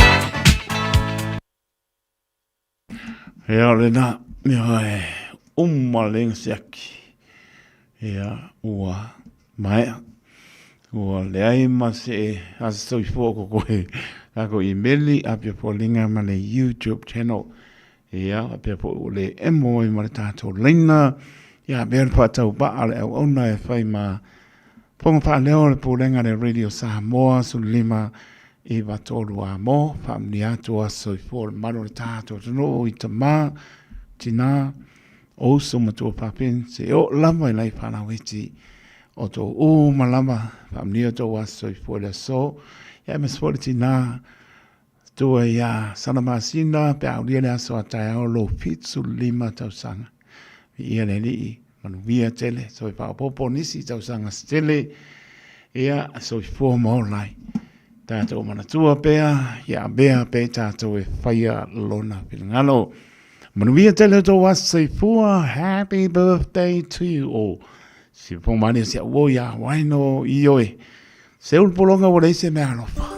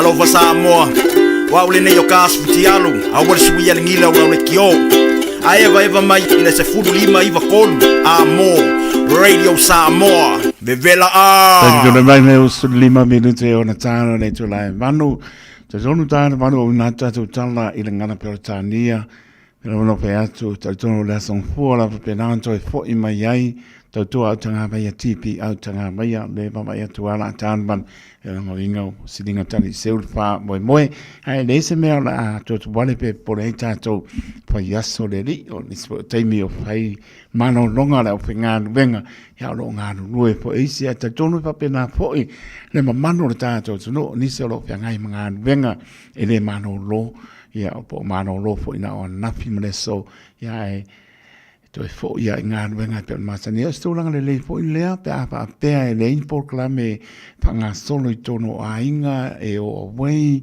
e po a fo ni fo fanga fe ngai e ne sa so ai ai le ise me ya wala to o le aro penga wa vai po mele ya le ya se me o ya pe ko a o tu se stemi o iluma anga ia se tu sa mono ni si o pontanga po ia kane si o na fe ngai ya la tu oi por ngar venga stemi o iluma ya termine ya no pa po le mai ska mano la pa zo ko ai masia mas ya fa tai de tu o mora o le mano se ngar we le ya se si pa mo so no poto se lo ya le mano si wa me uma mai ta tu toi fata lofa tu le pai maunga o ta tu no sa mo le tu pele ya mai la mai munga maulunga pa ia se o pi tu titi ta lofa lava ya mai se lava tu a sina ta no fai ta wasa man ni ta usanga ya mai se fia ngai ma le manu lu o tai mi ale na silia no o manatu atu o ke manga ko ia so ma ta tano pe a le tai mi o le tau manu lu le fengo fi ele ia stu a o ta to fi no fo nei tai me sa wala manu lu ya ma lole pale ma lole on sai ya o tou tu asin sina ya o ma tua foi pe ngai ma tau manu lu ya le vota so ngai ma tau ma pana ya ma bi ya no ta to tua ya pa ta lo fa tu asin sina ma lole fo lau ya le li o ta to ma puta pe ya la po tau tu ato le Radio Samoa ya pe fo ta to ma puta ma to pa ponga mai il fata wa ona le aso mres ta to ma putai ya bi ya le li o ta to na ya foi ya le aso sa pa manatu ina sa pa pe na ta to ma tu natu ai ya ma ta to tangi atu le li ina ya ta to lia ya tali le lo fo le tu ta to lia ma ni le o to na ya tu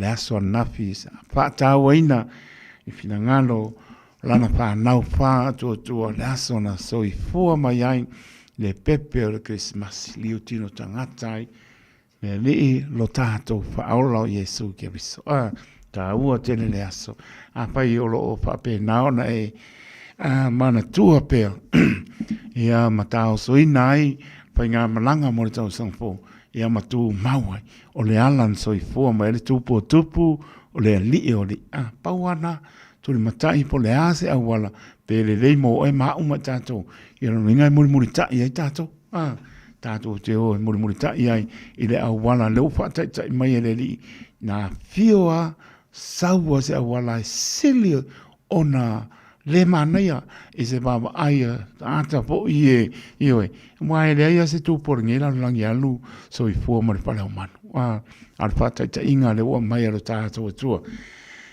ina ia tato saba mali ai i le loto maolano ma le loto mama lava le pisi sila ele ai papai tai le tunu sa mole tunu e pele loto pe lava ma puta mai ai a lofa tai to e fa mia tu ke visi masi e am fa mia tu tato tau sanga fo le o tato wa nga e atu yai ya to e fa ta lofa to e fo la to i lunga le apio fo linga ya fa na misi ya so ya fa manu duat ai anu le singi ya le pisia ai ke o mai lo fore ngai lo le pisia le lo me ka e anu anga e yo lima ma ne va ponga le tunu alo to mo fai me silia ina e fa le o to swafa i lunga masinia anga e me Facebook e ma lo le YouTube e ma le se o to langa pena ina ia tātou fia vātasi.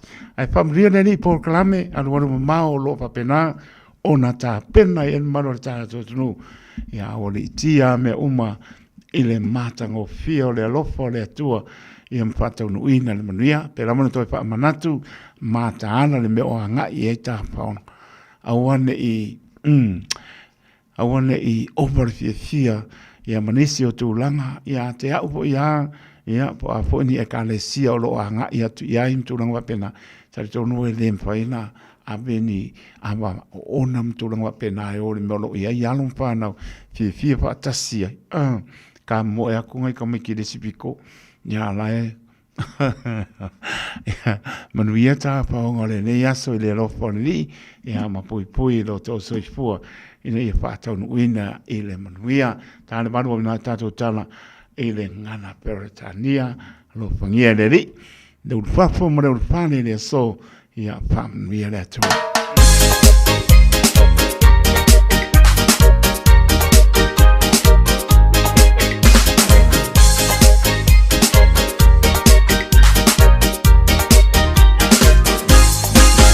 Hey girl, take it easy, slow down, so far on my knee feet.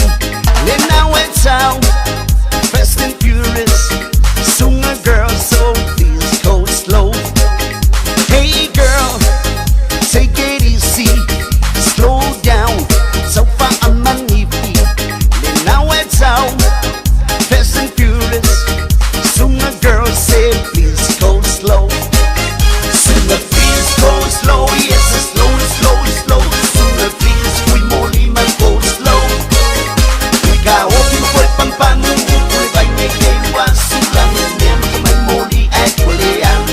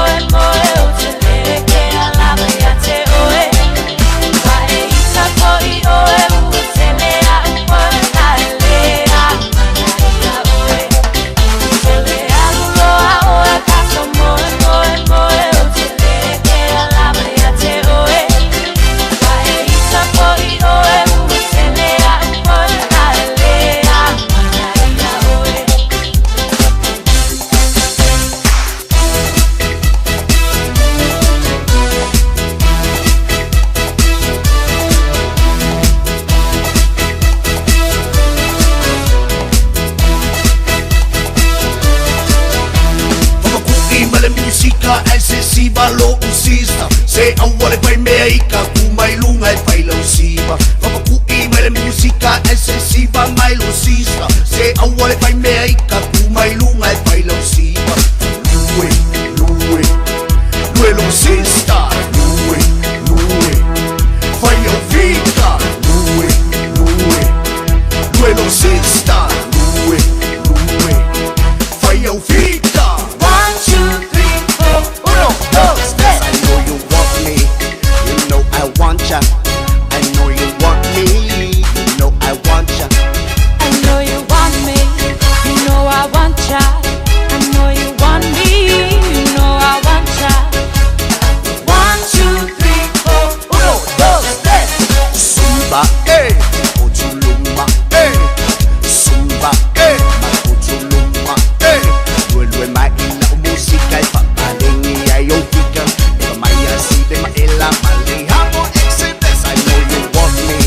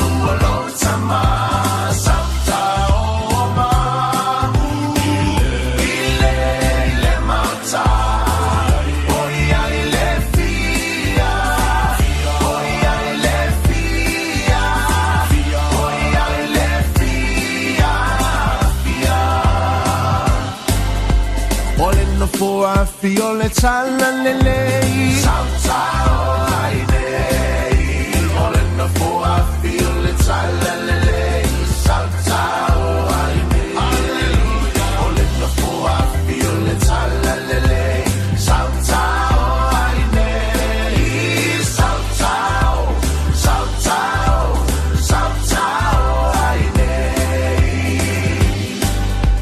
Ele alo ai se tangata whaia ngā Sautau ai nei Ele alo ai se tangata whaia ngā Sautau ai nei Alleluia Ele no foafi e anu I le laki Sautau ai nei Sautau Sautau Sautau ai nei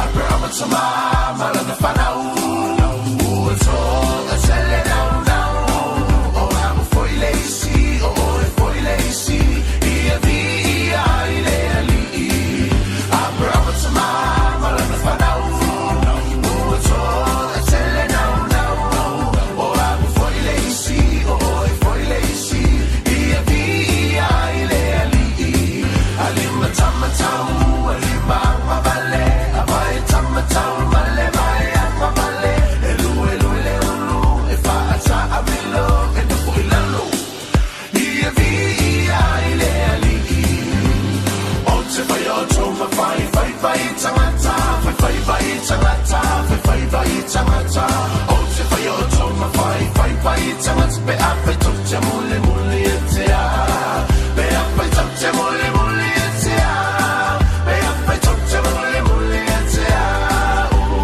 O te whai o tōma whai tangata Pe awhai tuk te mule mule e te a Whai taule tuspai a mata tala e soma Te tala e soma, te tala e soma Whai taule tuspai a mata tala e soma Ona e tupu ai le Ona e tupu ai le Ona e tupu ai le Whai taule tuspai a mata tala e soma Ona e tupu ai le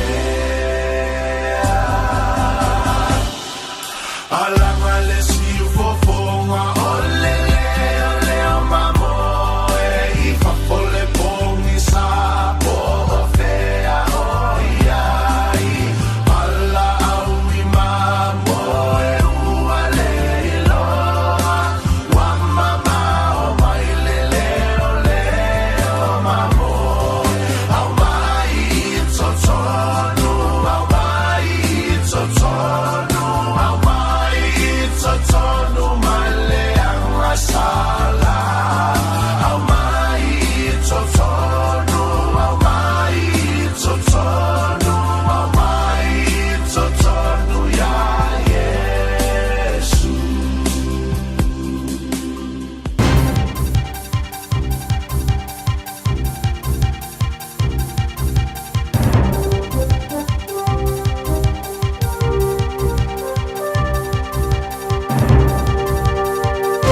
In this update, hopes fuel prices will fall with a plan for gas companies NPD and Gull to join forces. Their merger will combine their teams, supply chains and 240 sites stretching from Invercargill to Kaitaia. It would create the country's largest independent fuel network and is waiting for Commerce Commission approval. AA Fuel spokesperson Terry Collins says he hopes the new merged company would continue the Gull effect. And that was everywhere that they opened up a low-cost operating service station. The fuel was cheaper, and then the competition had dropped their prices to match it. Ukrainians are celebrating Christmas under attack yet another year as President Volodymyr Zelensky signals he's ready to concede on key negotiation points with Russia. He's outlined a 20-point peace proposal, including creating a demilitarized zone to replace Ukrainian forces. The Kremlin is yet to respond.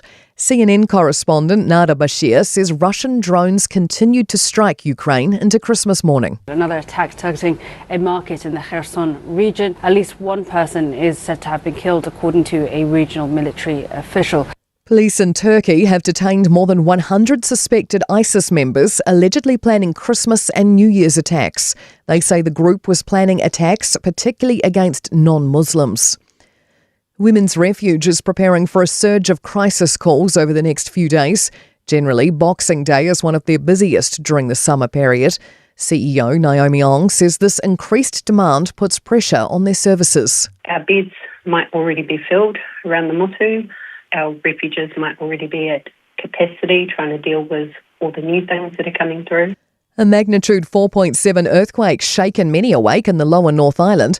It struck about 7:15, 10 kilometres southwest of Pongaroa between Masterton and Dannevirke at 18 kilometres deep. And that's news. To sport and delight for Australian cricketer Scott Boland, who's stoked to have another opportunity in a Boxing Day Ashes test at his beloved home ground. The Victorian native burst onto the international scene on debut in the MCG test during the 2021 series, taking 6 wickets for 7 runs in England's second innings. Pumped to be back at the G. I think for me getting towards the back end of my career, anytime I can play at the G and play at a home test is pretty special, so I'm really looking forward to the next week. Tottenham football captain Christian Romero's ban could extend beyond one match. The Argentine defender's been charged with acting in an improper manner after being sent off in Spurs' 2-1 Premier League defeat to Liverpool last weekend. And the Sydney Kings have thumped the visiting Illawarra Hawks 108-84 to extend their winning streak to 5 in basketball's NBL. And that's sport. I'm Scarlett Swetanovic.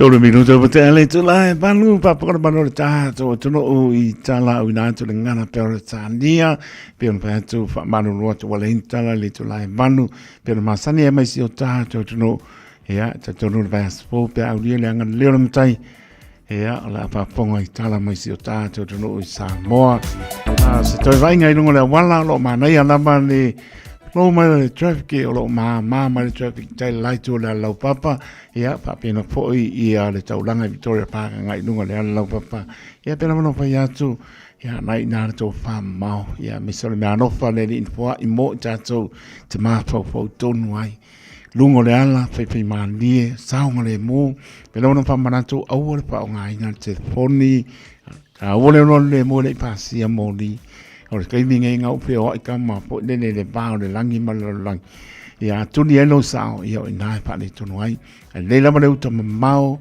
tanga I mana malama I lunga la wala sao le mo me ta wana I mau ta malawa pa mole mai tai no shoro ma na ia le flow mai traffic se ba na Devonport Ferry ia pero no pe to lo ia ni tanga to lo piki ala to sana to ai nai le po ia malanga mai DEC tu ia le uto ia tu pe to langa na nice lo le kiki mai le traffic mai Devonport towards Pacewater ia lo kilia sau takapuna Melford anga I Glenfield so vengo na I Birkenhead anga I Onewa Road I lunga la papa mana ia me uma o le mama ia tu anga I au kilani sipo mai Lincoln Road anga I Henderson anga e tulunga I Creighton Off Road Glen Dean roundabout ia nau silfian maro tātou tunu pasi wai Kumete Cemetery ia o orkai mi wasi sing e o pelu fai langis porang ia pura orkai mi kian wai le lama le anga I sao mai anga I lean mo ngai ki lia ma nei mai ia le traffic taimi nei anga I Creighton Off Road I Evandale Waterville Street o le ngai o floor traffic le ia se mamafo ia I pe o le masani ai ia le taimi rea o ngā nuenga wa e o onga ia pai ia le slow taimi nei ia fai pe tanga I mai Kairi City Simon Street anga I Kai Papas Newmarket Manuka Road ala Queenstown longo mingo onewa ia longo inga pasilo oneanga exesira ko le onewa a wofunga ia ngau kaula mai le mangwa so le mga kia ia Mingle Bridge lo airport lo ia whako whaso I foro iai sau kai Green Lane anga I lunga le motorway ia le we anga I mai le mele tau tua tua le Radio Samoa ia pai maa nie pasi mai mako ia au ke polio la ia le whangwai pai ia e ngau ni mea ai o le ska o le mkua maa ngai ia o le pai pale ai ia so maa ngai ia nga e tulo le ke alo ngai takanini papakura po ke koe ia mnisi o tūranga e whaiwhai mānie saonga le mō le mea tā ua le nā i o lo mō mea tātou ia mare nganga whaanolo ia le lama le tau nuu atu I maota malawa po pia po I o a ngai ai fōfuanga ia e taritonu manuia mea uma i le alu le mu ia e tau nuu lava le mea o lofa mo ia le maro tātou sino ma le nganga whaanoano.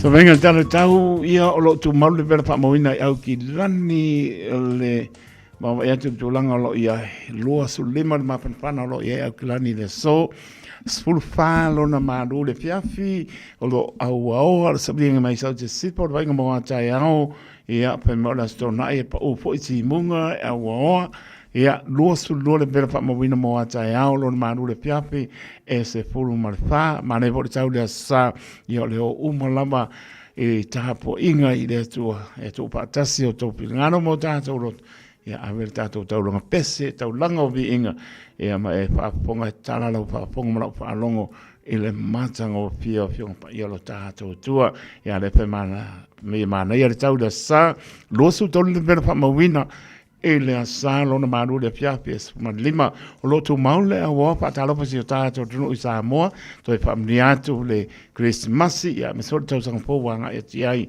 ia o tātou ia tunu e ma mau ia lo a wa foi o lo pa una i timunga e le mawhai Samoa ia manatua lau talo losu luiva le bela whaamawina mai ia malona maru i le fiafi a luas lima o se bainganga i nu tutua oi se ia pa ia lava ia Christchurch mono nu tutua oi pito i lano i South Islands ia o mkoa ma ngai ia o manu na ia o umona manu lu au mkoa ma ngai ia o manu le fiafi sa venga na tala tau ia o lava por clame pa nga solo le me fo i vaiaso tatou ngai mo mai le Boxing Day le o lusfurono te sema lu o lima ia le la tatou ngai atu e tuli atu ia le niuia tau sang po ia pa mo le lofo le li ia tau nuu i le manuia me uma i le lofa maranga leo lo tātua tua taimi tula mai le ua iwa minuto ua te ai le tu la e manu tau tua le Radio Samoa su lima iwa tolu a mona i minute au natu tātua porklame o alanga upu ia penaina asiawa tuipea.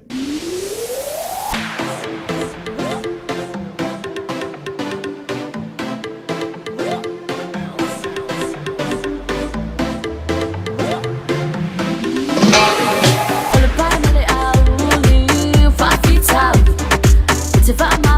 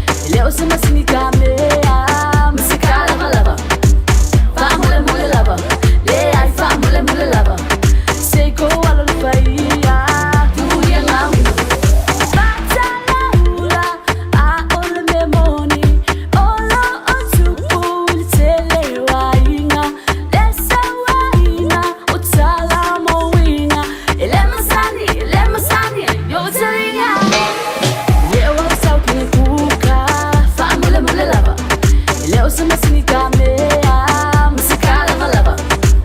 Fa mole mole lava, le ai fa mole mole lava. Seiko alo lupaia, kuria ngawinga. Fa mole mole, leo mato ni polo ngale ai. Leo mato ni polo ngale ai. Leo mato ni polo ngale ai. Leo mato ni polo ngale.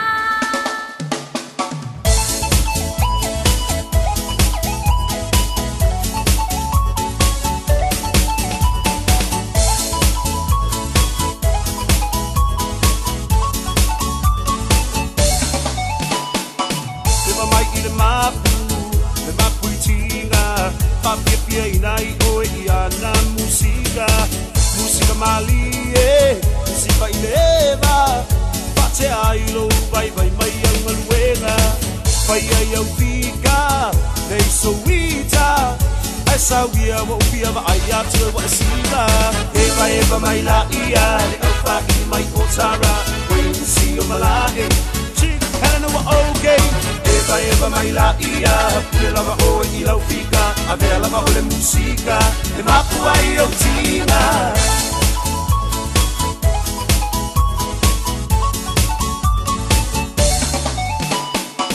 Nai au paanga, nge vai vanga, e momoli atu le nei pisa nai o lo paanga, le ngata i au te roa, pa pele lau rangi atoa, mo o ngai fia tau tua mo o Samoa e ala i le taleni o le musika e sa wia sei e pa pia mai a ita eva mai la ia le au pa i mai o tara wait to see o malae Helena wa okay eva mai la ia pia lava o i lau fika a vea lava o le musika le mapu ai o tina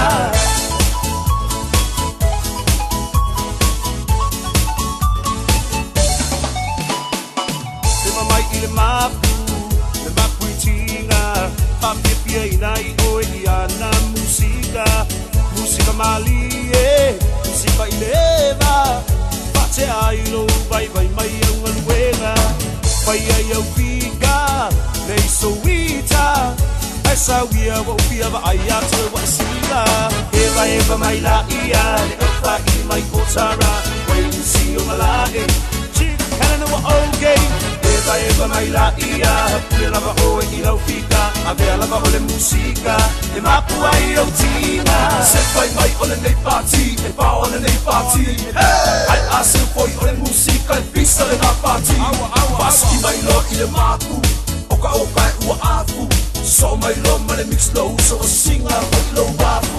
Se fai mai o le nei party, e pa o le nei party, ai ase foi o le musika, e pisa le na party, paski mai lo i le mapu, oka e ua afu, so mai lo ma le mix low, so o singa o i lo wafu. Eva mai la ia, le alfa i mai o tara, wait to see o malae, Helena wa okay, eva mai la ia, pule lava o i lau fika, a vea lava o le musika, le mapu ai o tina. Eva mai la ia, le alfa i mai o tara, wait to see o malae, Helena wa okay, eva mai la ia, pule lava o i lau fika, a vea lava o le musika, le mapu ai o tina. Se whakamania le mapu i tinga band, Wayne Manmaenga, la pātou so, al patua, mia fo ia, ko fuanga o le holidays, ia me spo le Malu ole Taeao, tunu, spulu wono, minuta walewa te aile tu lai manu kano pai, patalapatu ia timu ia, mana inga manona walewa mai, pionga le au pepe, Howard Swalker, ia pate tene lava, au pepe manona walewa mai, ia fo ile Christmasi, marito sangpopa, pepo ia opi to'o manatai, Merry Christmas, ia lo patu manuia po fuanga, tu pine a Christina tanwasa, mano si soa peo kou mele pone, malo, ma ela kau ngai mele pone, kanyi, au manua, manu hoi matu elo pa ustipu a Christina lo patu, manuia po fuanga, waso malo lo, ia lo patu ia ruta mga omi, oi le ai o roof maliu, lo patu roof liu ma,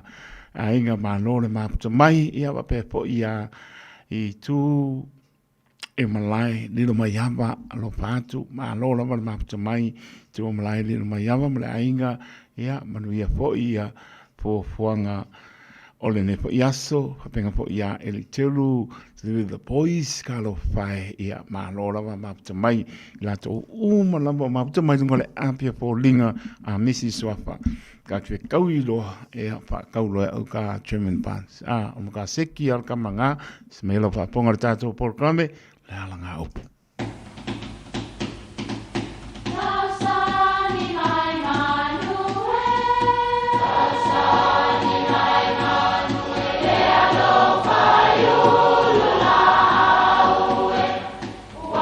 E o whanga manu i ululu o la au, awa e whawhanga i funga o la au. A o le tangata e whawhanga i upu matala. O le mawhileo o alanga upu mamuanga ngana Samoa maona whaapongai, e a fua ilo na sio mianga. O lona lea sao i le whaatufunganga o le iloa whaale aso, mai le tautua se ia o ina pule. O alanga upu mamuanga ngana, ua lantou mamanuina le tō whamanino a Samoa, mana tua fo'i, e tāo fitau muli le atunu. Ia fili le tai se anga vaa. O le tasi le nei o whainga masani ai le atunu, e le so ona aloina e se tangata se vaa, e wholau ai nisi e pei o pao o vaalo, vangana ua pasia le whainga le nei sa idi ai tangatanga vaa. A sa ili loa tangata e anga vaa o na ole i tai o tangata tau tai uma i se alia. Ave ai ma se pao le nei o le asa ili ai, po o le fea o tangata fau nei e iai se anga vaa. O na vaa i leo se vaenga sili o na sou o le ava. Ia po o tua au fo i e tuu ai le vaa o le tangata e sa ili ai lo na anga vaa. A fai e ngoto pe sa ele vaa. E ilo ngō fie tautai, e le o ngā tusa lona mawhau mawinga o le vaa. Ai a whai e sao i le moana sou e le sae pe ngoto le vaa o lona winga. Ua tu tusa le leilo na mawhau ma le whelafo ina o le vaa. Ia lolo i le mea o anga iai le tafe. A le au, ai aua le whaatau te e maanga o pe au. O lo whelafo ina le vaa. Ia tutusa le lei maanga ma le whelafo ina o le vaa. O na iloa ai lea. O oe o le tangata anga vaa. Fili i le tai se anga vaa. E le whaingo fiel sa ilia o se anga vaa e taita ia se ainga. E taita ia se whalapurpitonga. E taita ia so se maftanga. E o lava i e kalesia. So se tai lava. E tā ua tele o na sila. I le nei filosofia le atunu. Ia fili i le tai se anga va. Manuia lau whasau.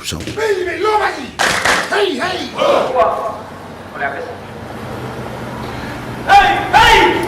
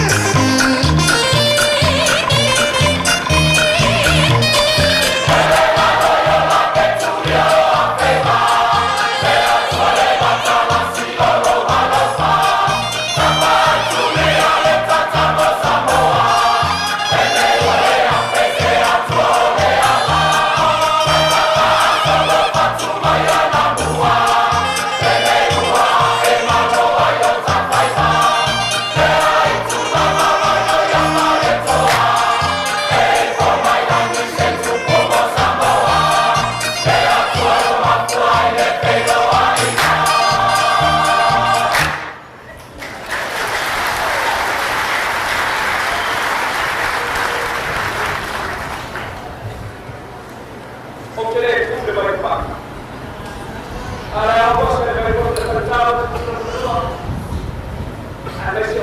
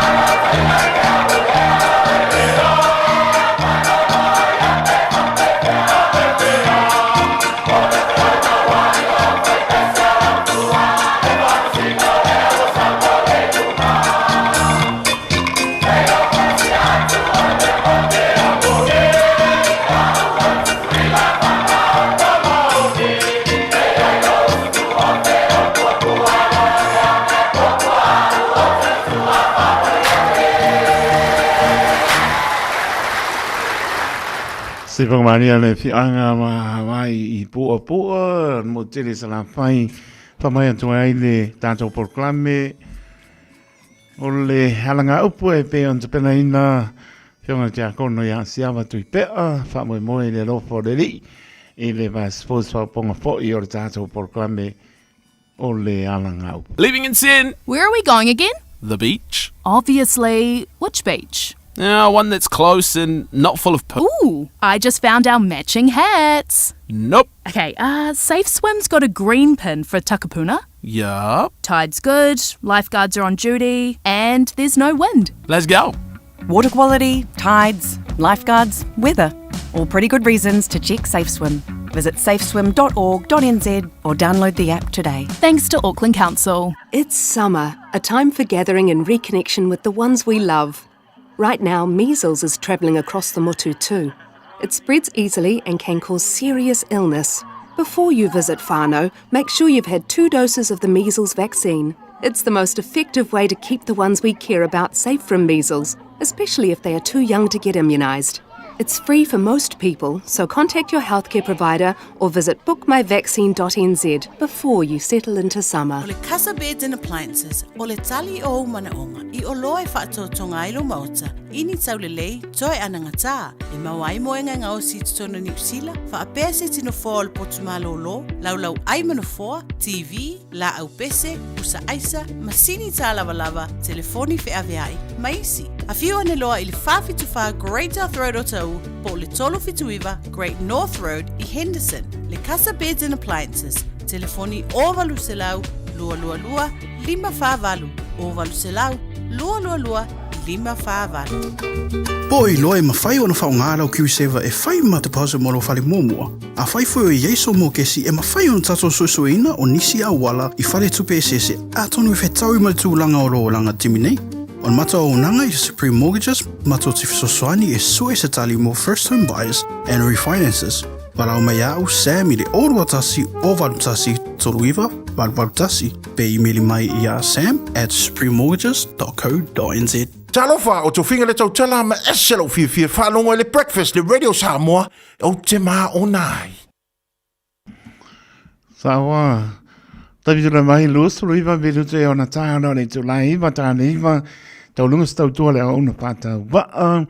Te tono lo munien manu tātou tono ne Taeao o le asparai le lusu lono te se malu o lu lima pia ngai po I mano longa e misi utona e tupo le aso Kirismasi e pe ona whaamanatu I nai soifua mai o le tupu ea o le pepe o Christmasi ma nolfo lau Samoa bi ialo tātou tua e leo toe mau o I tu la o aso toe o le nei tau sanga o lo lima e batu pa malo ma pa tai ma no ta vivi mai e le pengo fie pe ngai malo I tau o le soifua mo le ola tele fi tampa ta wasa mai ai sa mau per to vai o le fan to mta to tonu e le tu la po ina le to soifua mo to vola le o tanto vo mai la bale nei tai ya le la mai mama ya foi to ya so le nei to sanga pa mo ia e le anga le le o tanto tua tanto te au dia atu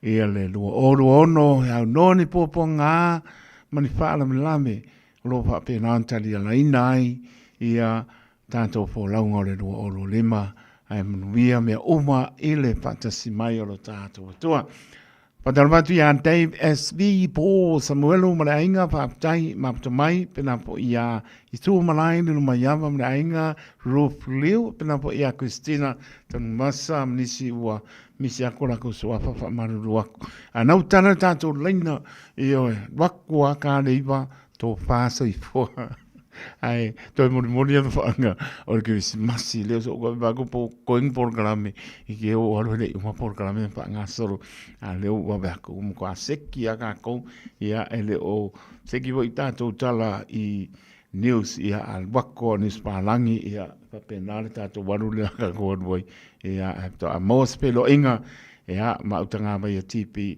I le Paspo, Patai Lia, Alai Lua, Josefa, Malainga, Manola, Patai, Merry Christmas, Manvia Poi, Ia Pofanga, Nebayaso, and Outana Tato Lena Toro Pitu Tassi Lima Ivatori Numera, Yapedi Avengio was so. Ili avenue of Angalaso enough Christmas. Ava dalki leo da ngore ko ya tolo petu ta silima I patolo numera ya olena ya la tolungo la pai ma die to no mo to mlawa ni se po puanga nga ya tu mta fanga tu lo ya pe la mo fa to pe la ba nga ya matala ole matala ta ole lo le mo le pasi mo li tanga I fa ai lo le awala le se si lunga tu la fono na le fa manatu ale to le radio Samoa ia ai pule al kamalo makua sa o atu pito ta vita lo longa ia malo Merry Christmas ia malo na so ifua ta nova ta fala sunga le o per fani man via che se massi o ma io man no far ale man we ava stai o le sa ke al we sa mo ma ke o sa mo oi malo ia man via foi fo fanga ma le ia fa fe kai malanga man via de lo foreli ia mai sio kinga ia after dale umie malanga I fa yaso ia on ko manga ia kon fa sa malo lo ia nga vevela mal fa mai ai wa kwango file mu fale anga kai ia manga ia ai vai la fa inko kui foi de lo misera ko ke yo nga leo kia runga e whaelo o kui. Pa mole, ia nga kapa leo pasipepa ngai u wole le ki u ka ofi me o kolu mrai whaneri. O ia wole le I whafkai. Pa mole. Pa mole, ia mole abno alo whaanga. Ia whafkai lawa taito, ia moa kui au. Ia ualo whaanga I whatua ia whrei aulo man no whaalo. Tai. Ia ele ngata ilea, ia wakfo iarau. O ngai aulo whaanga kismasi. Ile kamar kia maa mal whatua.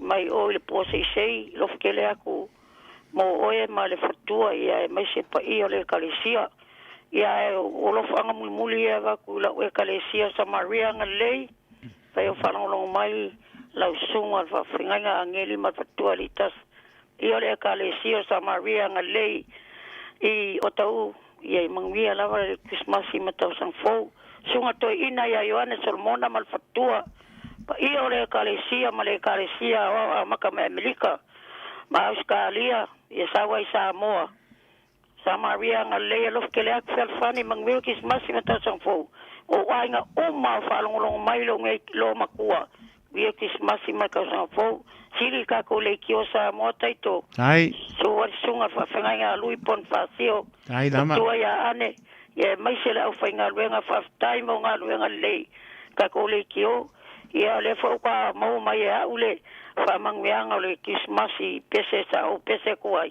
kai kele la vale ofisa taito fafkai o fa la o le fa fani mal fa lo kele taito faftai sai fua ya lo tele ya o tina no palo man via po ia fa nga malanga tato pero ai pe ya faftai sai fua taito sai fua mo le no sa no mai ta lo fa Ara para kai ko bora sunga la para maku ka lagi balo se fu ba ka pida fo. Ana mai tau wa mai pato ya tai mani. Banguia le lo fo le ko le a su ia nga ula. Ia le ia mo le no tau. Kai ko bolo abo. O mo ya ko fa manguia ka kisimasi ma ka sang fo la sunga fa penga sa ka la le va ese fa ko lo fo man fo alo. La sunga fa penga I ka ala pa mba manta man fo alo. Apena sunga fa penga Filippo mbale ku ka songa le ka sia nga sereka man fo alo.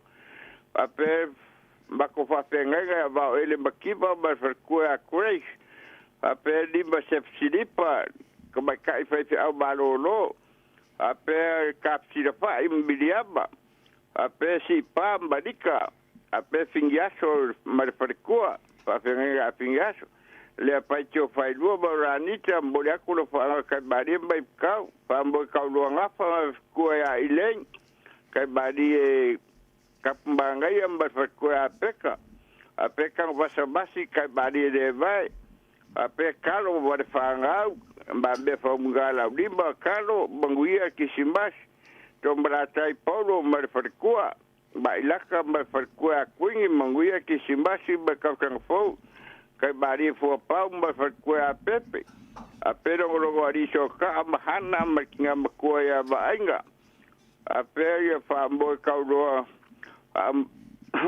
ka pe fumbo ka sa ba de ka ba ro siu.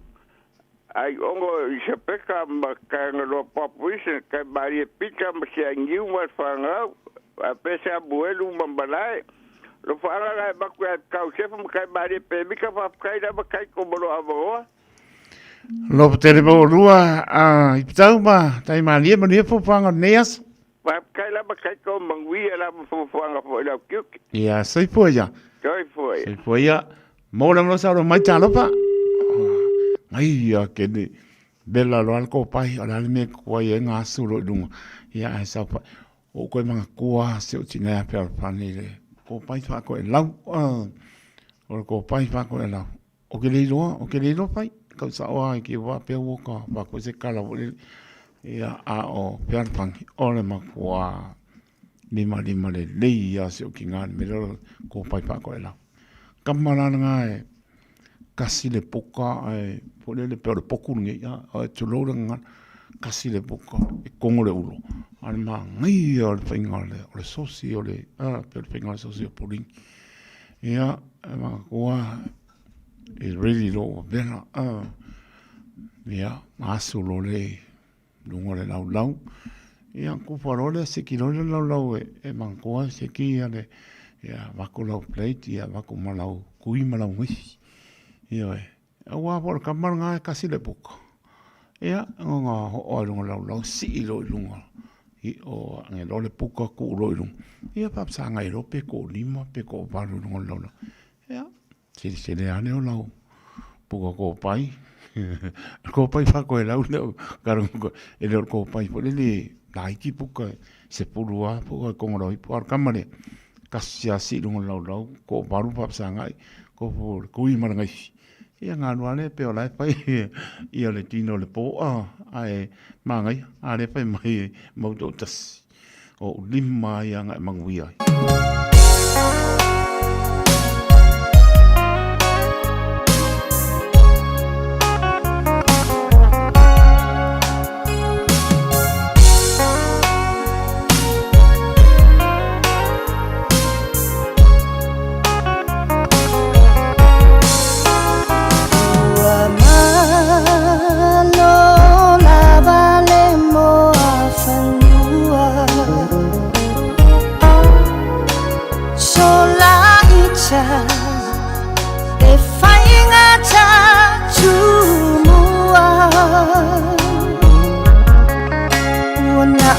Chala ilunga olau pepa mache chala noa lava ualeva na onsa afi uamoni le mafuchanga ia upu I taimi o tae vanga ai lafi ai ua alofa se tamaloa o lo lavanu failona fale o loa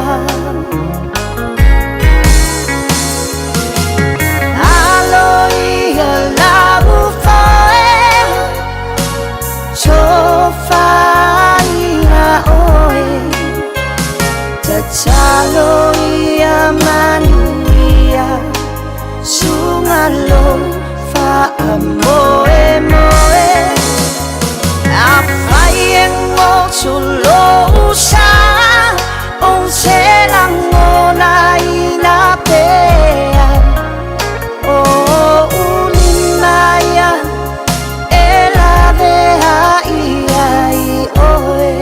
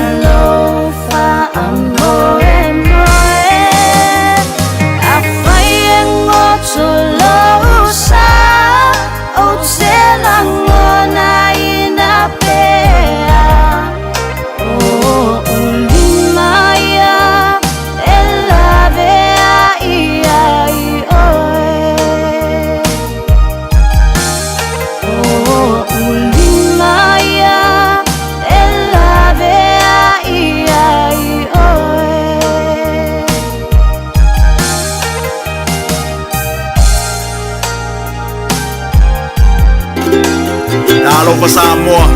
Wa ule nei o ka asputialo, a wale sui alingila ula ule kio.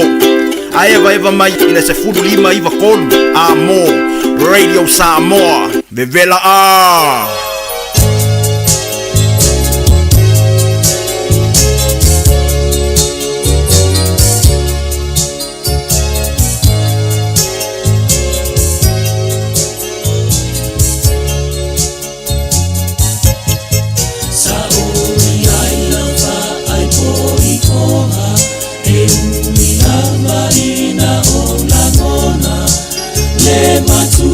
Tuitina male oona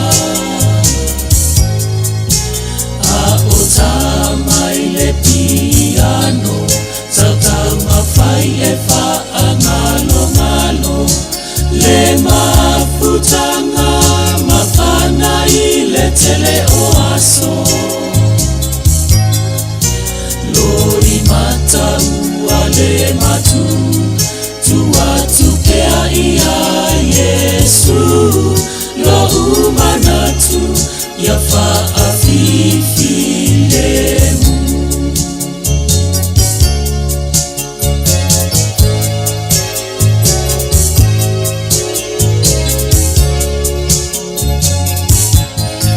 na oba aya lo fia ele mabailo tamsa Oloi mata ua malingi leo otia a ofeta la ile faite au fasololo uma fau isetete epe ua la matatau loi mata ua le uma tatalo lele o ile tama au maisekali au wane imatanga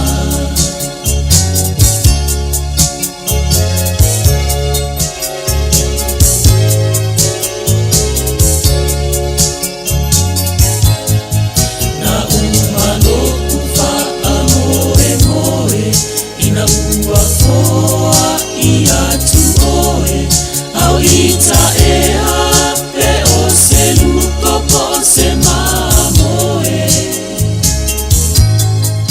waia tu neile mama la mona lo ufa ataruba le aise leo o te mafaiana oloi mata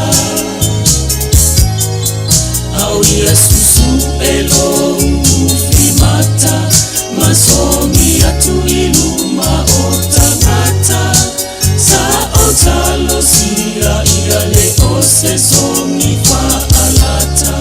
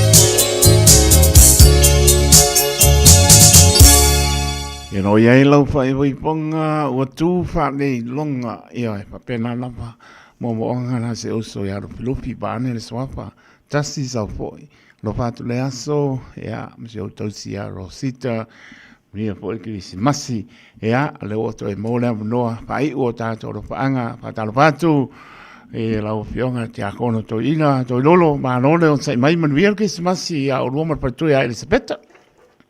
Ia whafkai kere lau sunga le awa o kaiko. Ia whapenga fo i lau sunga Maua ta mnoa. Ia a moli a kolo whaanga kaiko isia ka whaanga ulo Euskalia. Ke loa e aio whanongorongo mai le i le kai au. Pele i oho i le au i ala ko. Ia mo moli a kolo whaanga ia fiu.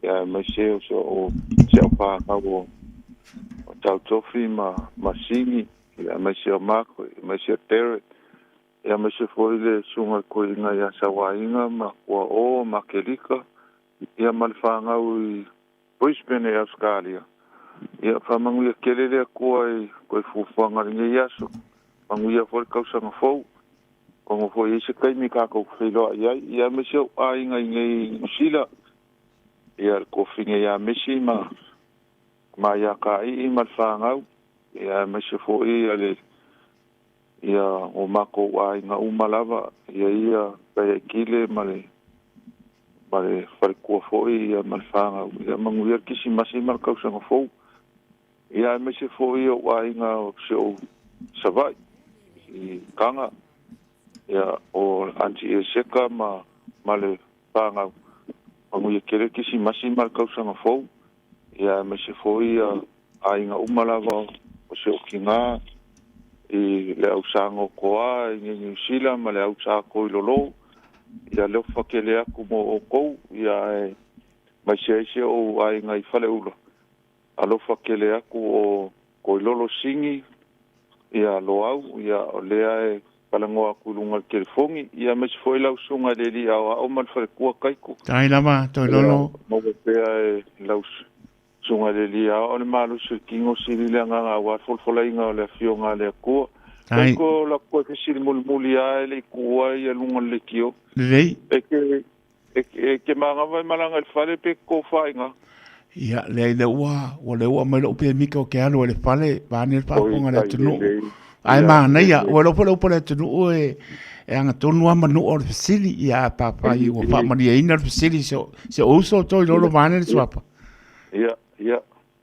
lewa malia ko fa se la le ri lo kia lai pai ka oko ma lai ma iam pai mai a ope i ka lo fa se uso kia ia o angala ai le me ole ko konga ka usami pakeka o ko anga ai le me mare ku kama ia inga ai o ngungu ia me se ma inga ke mau ai fa ia sing fa kar nga singa ke afia ke tai o ia kia ai fa kai ko mole avango lofa mo lua lofa tele to lolo male fa tu ia Elisabetta fa tai lua lei o le lo po le tu spa ia le ase po vai te ave mo so o le ma via fa tai lua lei po lo fa tau ba ia mo via se lo ainga mo po panga mo ni via to lolo ia fa kai ko lo fa anga ngai le sunga fa fenga nga ia pasta siosi to lo ia ma se foi sia ma ko kalesia se fikusa mo ko kasi sister e takanini alo fakele mo ko manguia fa felo inga sa paki ia mo se ka sang fo manguia o ia vi inga ile kuwa ia kala le kai ko manguia kele ia ko ki kernge ia so ko fa so fu kai ko ia mrio fai vania so fo to lolo ia fa so fo ia so fo tau lunga mas tau tua ile nei fo i Taeao mantango fiele lopo le li Samoa tunu pele le la mangana taito pela mano fai atu tau fai lava e se upu e fa mariina lau tapo inga Samoa ia o le fai lava ono le fa tau ba ale ona ia ai o te tangi i le atua e fa lava mai so langona ina ia fa mariina lau tapo inga Samoa ma nei tau sanga la fai u le ia spai vai asa ma se mau Tari tonu lama I lo tō anga le lei mono tō olofa e le whamatalaina sa ungana. E leo tū fōlangi le ase mea wa tō tau aoina se ipuwai lea pe mai. Se ipuwai te abe mora so o e le maumawia. Le ase mea tō fōae mora whātau maa le au ona ma le ainga si la fia le atua mea. I whape nao no tō e whamanuia atu. A tōro tātou tōro o lawa leo pengara pa ia le atua o se o au pito I titi. Whamanuia le atua. Manuia tātou fōlaunga. Toi tu lao le nei tau sanga, o aso toio le nei tau sanga. Ia mua au mure au lo tātou o tua tau tai o ia lo tātou sa. Tau nuu ni manuia le tau sanga pō I a au lofa o lo tātou o tua. Ai maise o lo nanga le lei lana wha mano longa I lo tō soi fua mo lo tātou ola. Pamnia le tua, ai maise o tua asin sina lofa te le atu. Iai wha mano longa le li. So I fua tu loi tino sili le nganga. A wā tofi matiu te wala a wele li. Nisi o aingo pia ngai pa no noanga. O nisi e pele I maafutanga o motsia ni malanga mariu. Pa maise le nganga o le li. Iai pa mano longa le li o lo pata o to lia o to umalama. So se maota ngase I maota malawa. Iai pa mano longa le li. Alofa te le atu. Pe lava maputa mai au kilani manu tutua oi o atu no e mamau. Samoa na rua le atu Pasifika. Pe lava o tau maua mai lo patawa. Alofa taitu ia te oto. Tēnā I o a inga malama se o no sa atui marupirupi. Pe lava o tau whakaponga mai. Alofa te le atu. Manu ia tātou fōlonga. Na ia tātou maua whakatasi. Sausanga fō I au alofa o leri. Fo I ardi inga I atia. Pamangano le au ona se upu o so pa utu e whātou e se atu taito. Pamangano le au ona whātou wa. Ai e pusia pe tātou I le whiana whani o lona whina ngano le aile I e whio le langi. Manuia pōpuanga o le holidays I au noni pōpuanga. Manuia pōpuanga o le nei aso a wori tia me ume le lofaro tātou atua. Taito ta loto o le au ona soifua ma ia manuia.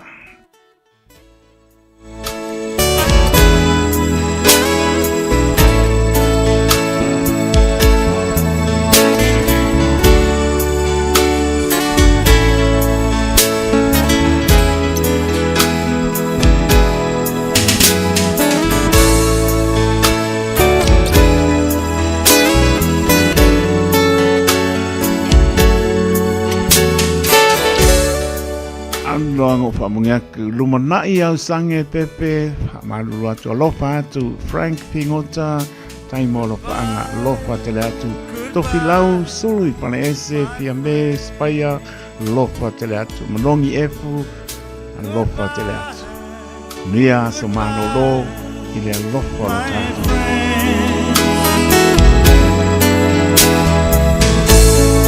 I am going